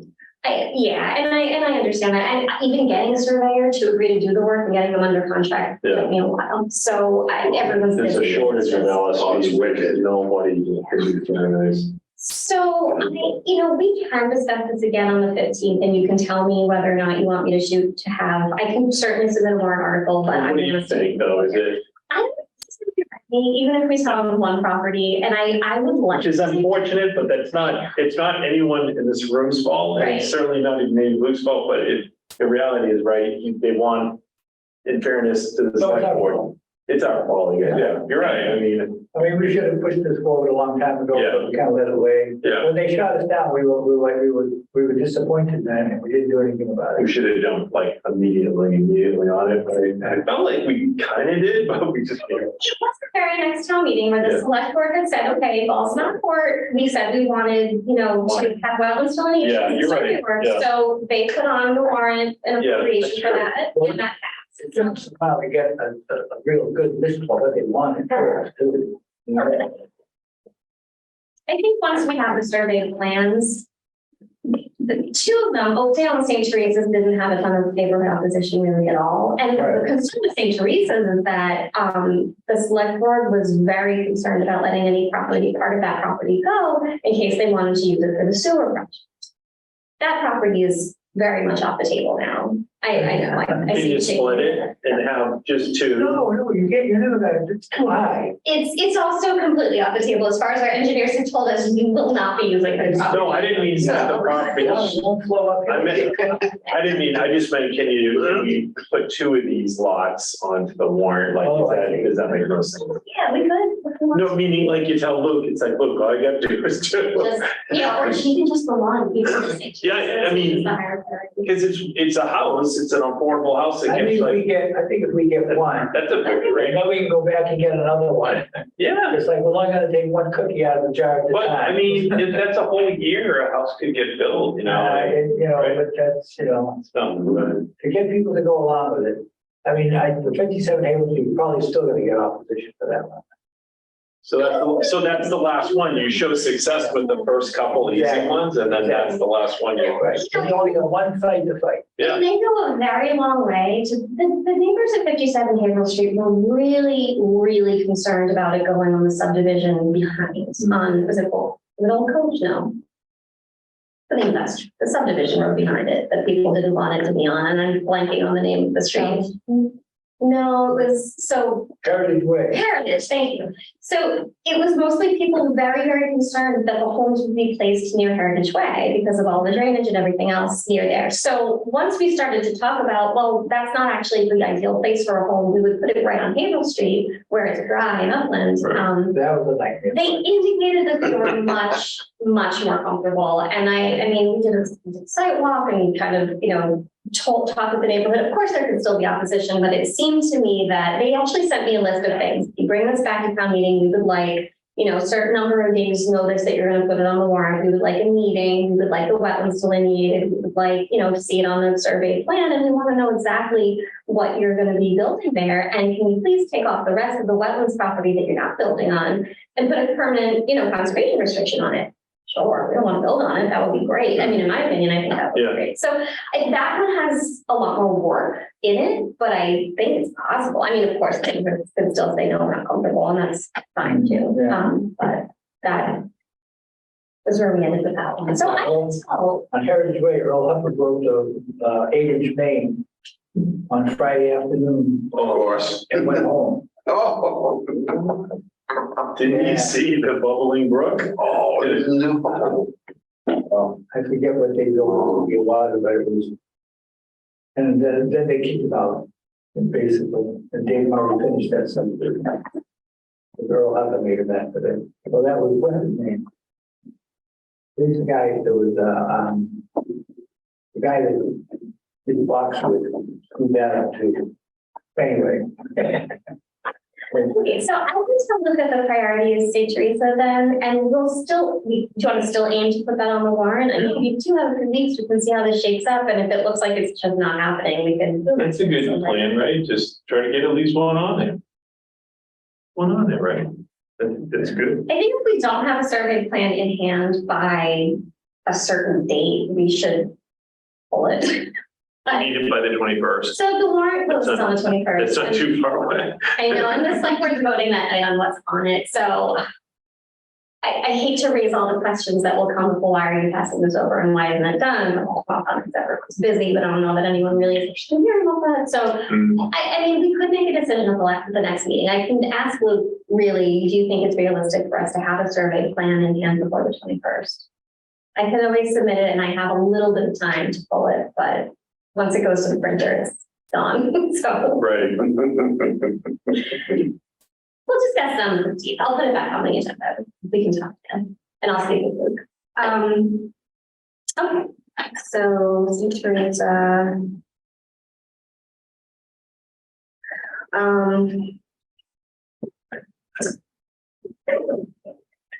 The warrant also, we have received a request and materials for street acceptance for Eaton Circle. So that we haven't had a street acceptance in a long time, but apparently Eaton Circle is ready. So I have requested that GM2 go out for the final inspection and ask the town engineer to look at it. We've received as-built plans and street acceptance plans. So our goal is Located all the water gates that are actually on the plan. we'll make sure the water department sees it. And Yeah, because we've done it a number, we've got a couple of them, they somehow or other, when they do the as-built, they forget to put the water gates for each house on the plan. How do you think that? And it's, where's Waldo? so our goal would be, we were going to advertise for the September 5th meeting to have that on our agenda for the street acceptance prior to the select board would then take it at their public hearing for informational, for warrant articles, which is scheduled for the next day. I think it's the next day because that's Labor Day week. I guess I should use this opportunity to ask you, does anyone think that the September 5th meeting will be an issue as far as attendance? I know sometimes the day after Labor Day has been tricky, but we usually have a meeting if we can. Do you guys expect to be around? I don't know if I'm going to be away. Okay. I'm not sure. I can check. You are. I'm here, yeah. You're here, okay. I have a big show on the Labor Day, Okay, and if it rain dates, Yeah, I don't think it would be, I'm going to, I think that's okay, that's Saturday is the show, yeah, no. okay, well, let's be in touch about that if you are pretty sure that anyone's not gonna be here. I'm also with the Anthony Road subdivision. And Jeff, you can vote on it anyway, because you missed the meetings prior. So we would just need to make sure we would have a forum to act on that subdivision. So it would be, and I think Jeremiah, did we say someone's not eligible to vote, or we think Brian and Jeremiah both are? They missed a meeting. You'll just have to listen to the April. recording. I did, okay, all right. Jeremiah missed last week's meeting. So you can just listen to that, and then Ryan missed June. okay, so I think everyone has only missed one meeting, which is fine if you miss more than one. You didn't miss it. With the exception of Warren. Okay, so we'll have. When you say everybody, I'm not everybody. Okay, so I think we're okay as far as the forum. It would be, like the vote on the floor. So, okay. If it starts to look like anyone's not going to be around on the 5th, just let me know because we'll want to ask them to change the date that they requested to extend that because we have to by the 5th. So, okay. Then I wanted to discuss the MBTA communities zoning. I know we were shooting for October town meeting. We did talk about doing public meetings in September. The dates we had talked about were September 12th and 26th. And also I have been discussing with our housing services office, the consulting support that we would like as far as analysis of whether we can include any affordability provisions. I did find out that we're allowed to ask for 10% affordable, and beyond that, we need to do the financial analysis. So that's something they can look at for us. I guess the question about this is we have our August 29th joint meeting with the school committee.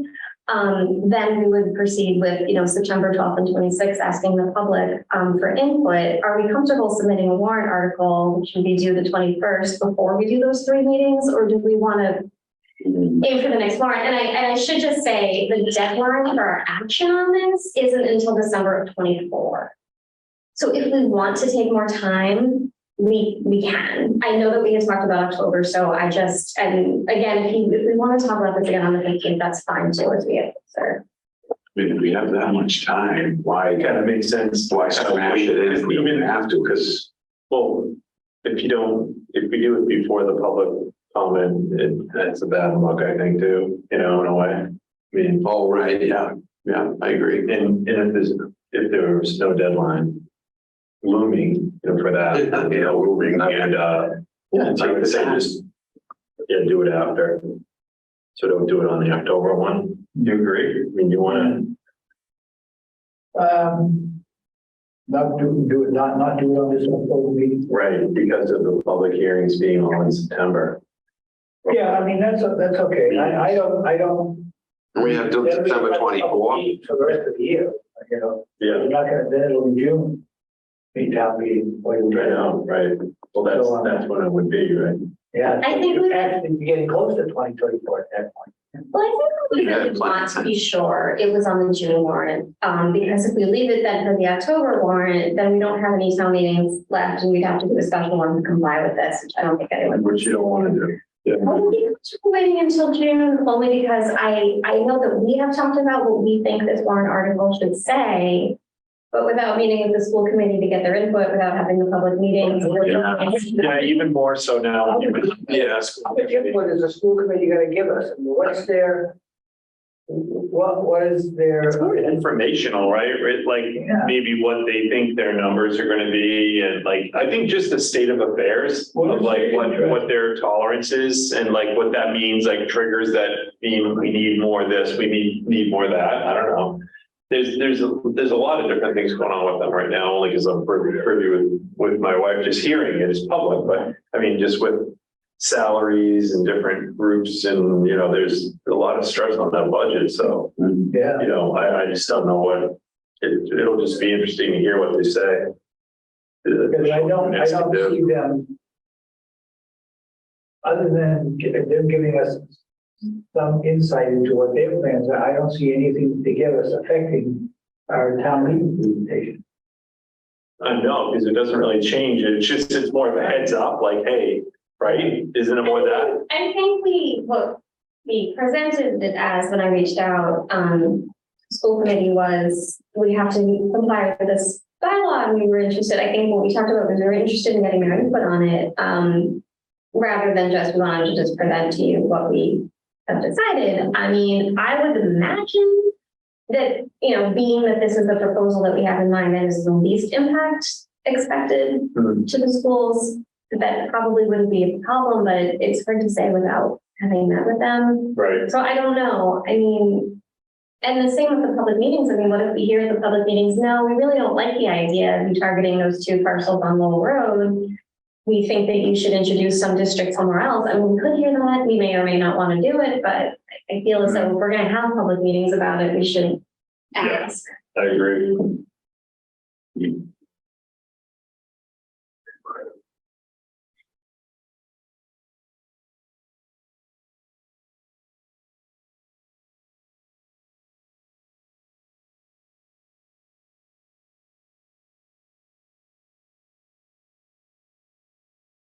Well, I don't know. I mean, I guess we can wait, but I don't care. I'd rather get it nailed down, but I don't know if we have enough time to really get the public hearing. And so, I mean, I think we were concerned about trying to get public input during the summer, which is understandable. Yeah. It is hard to do that. yeah.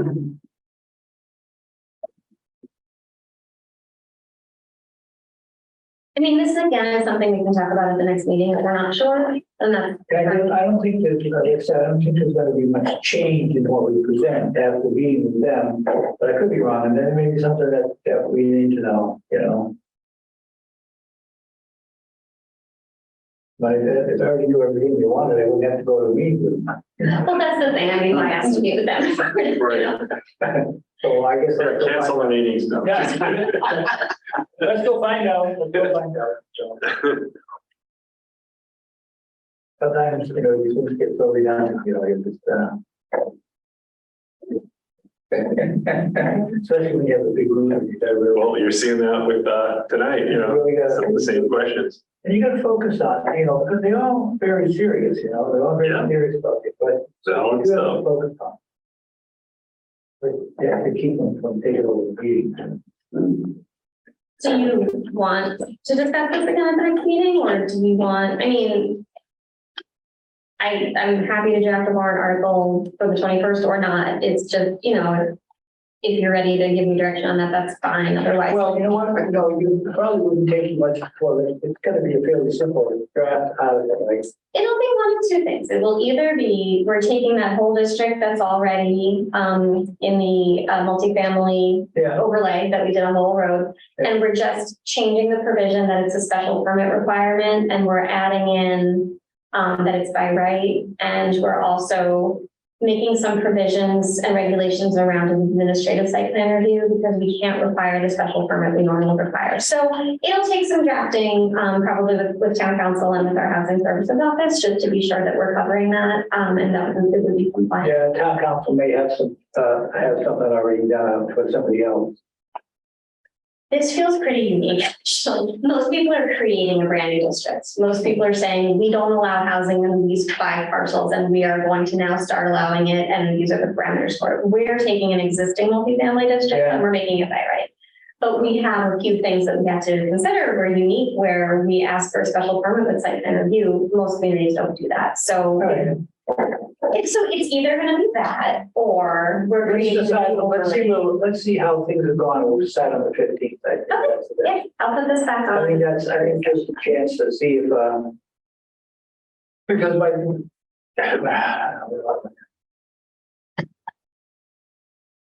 We still want to have our meeting with the school thing.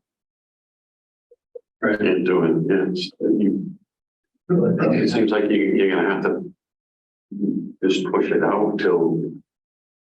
I mean, everything's gonna, I know one thing, if you go and you can meet with committees and do everything we need to do, pretty much assured by June, you're gonna nail it down. I would imagine that gives us a lot of time to talk to other people, to, you know, do what we have to do. So if it goes to a warrant in June, you know.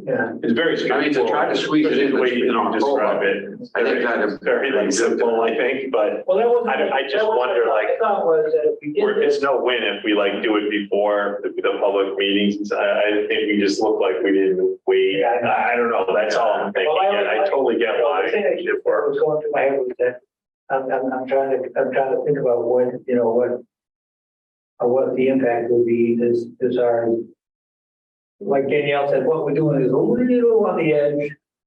And I think it's totally legitimate and fine in terms of compliance. It's just very different from what I've heard a lot of other communities. I was hoping to get it done and get it in before anybody, you know what I mean? That's my thought process.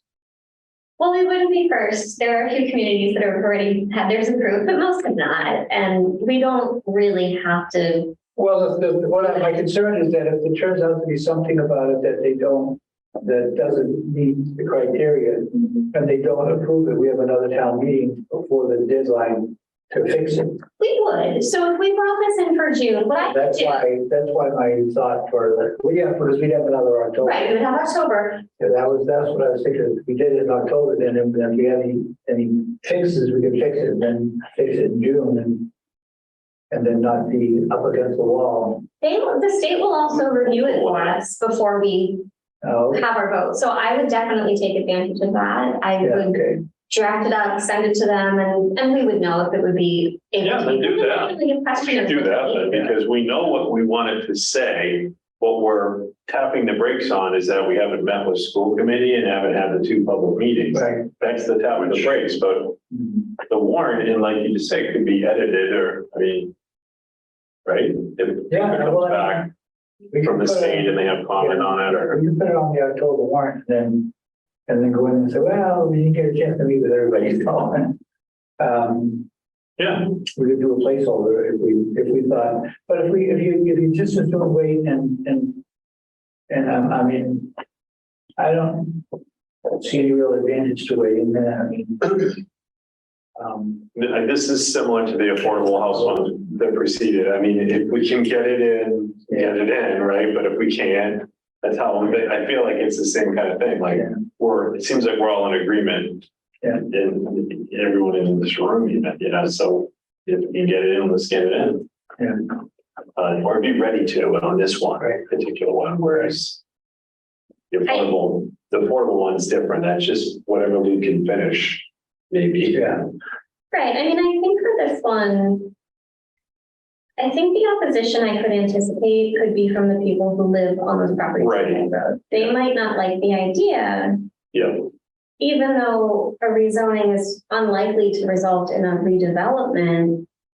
It could, and they may not like. Yeah, 50 people come from the Roll Road property there and show up at town meeting, they could kill this in a heartbeat. Yeah.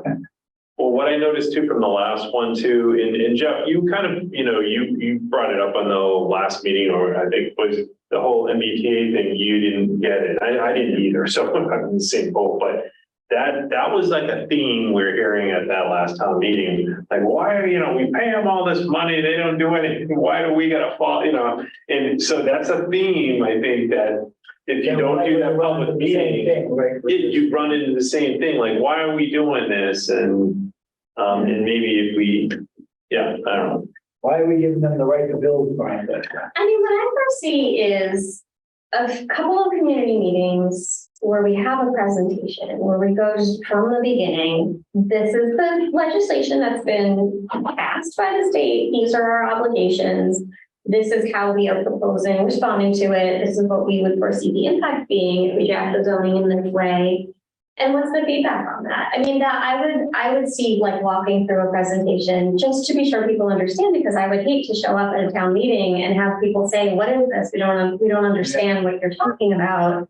Or if we got feedback during those two public meetings in September, and then it was like, wait, you already submitted a warrant article and that's going to be arriving at my house next week. Like, I don't know. Yeah, you're right. Yeah, that's a really good point. Yeah. And you didn't check, That would be, you haven't met with the school committee yet, if someone got a warrant and they received that and there was no information out there. Yeah, I mean, that, I think as a taxpayer and a landowner, I mean, it's just piss you off. You'd be like, with the understanding, send the language out to the state, look at it. Yeah. So it's in our pocket. And so let's just vote on it in June. Yeah. Let's put it on warrant in June. okay, let's do that. Do we want to keep those two dates in September? Yeah. Okay, for what's aimed to have those 2 dates as our community meetings. Well, our school committee meeting. I was gonna say we could, now that we have plenty of time, we can easily spread those out a little. We could do that. We could do one in September and then one in October after town meeting. If people aren't too squeezed.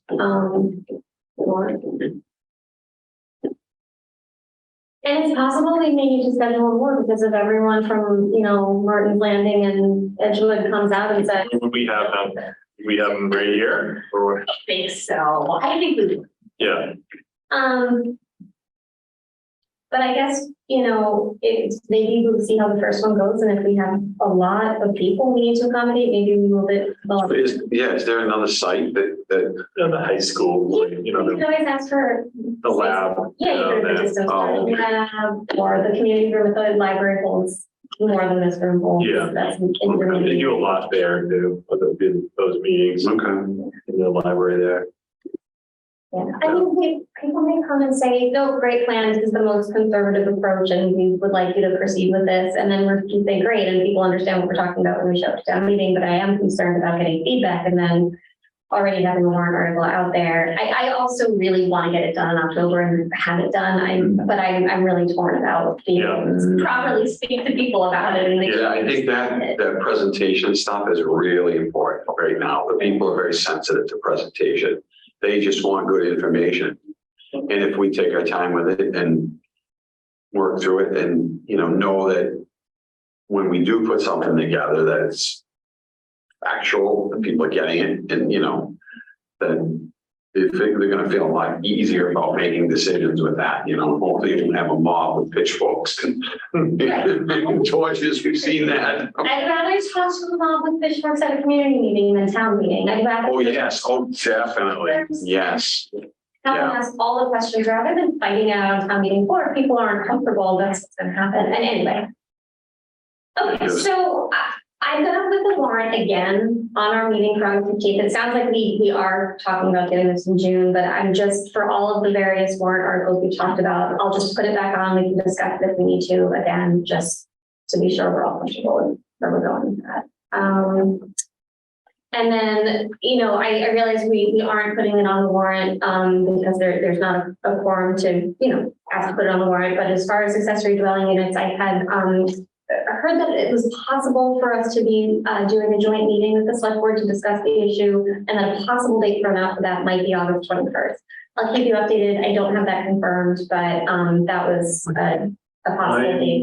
Gonna be I'm on vacation the 18th, which is a Thursday, through the following, which is past the 21st, right? 21st is like Monday. That's Monday, yeah. I definitely will not be.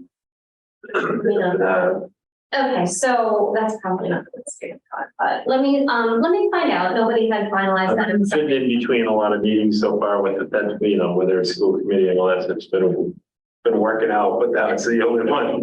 That's okay, it's not scheduled yet. That's just the normal select board meeting. Okay, that's all I have for you. Thank you. Sorry, I've been talking for a really long time. No, fine. It's good. Thank you. Okay, I guess it's 10 minutes, time for us to adjourn. Thank you, Mr. Chairman. Good morning. All right. Thanks, Jeremiah.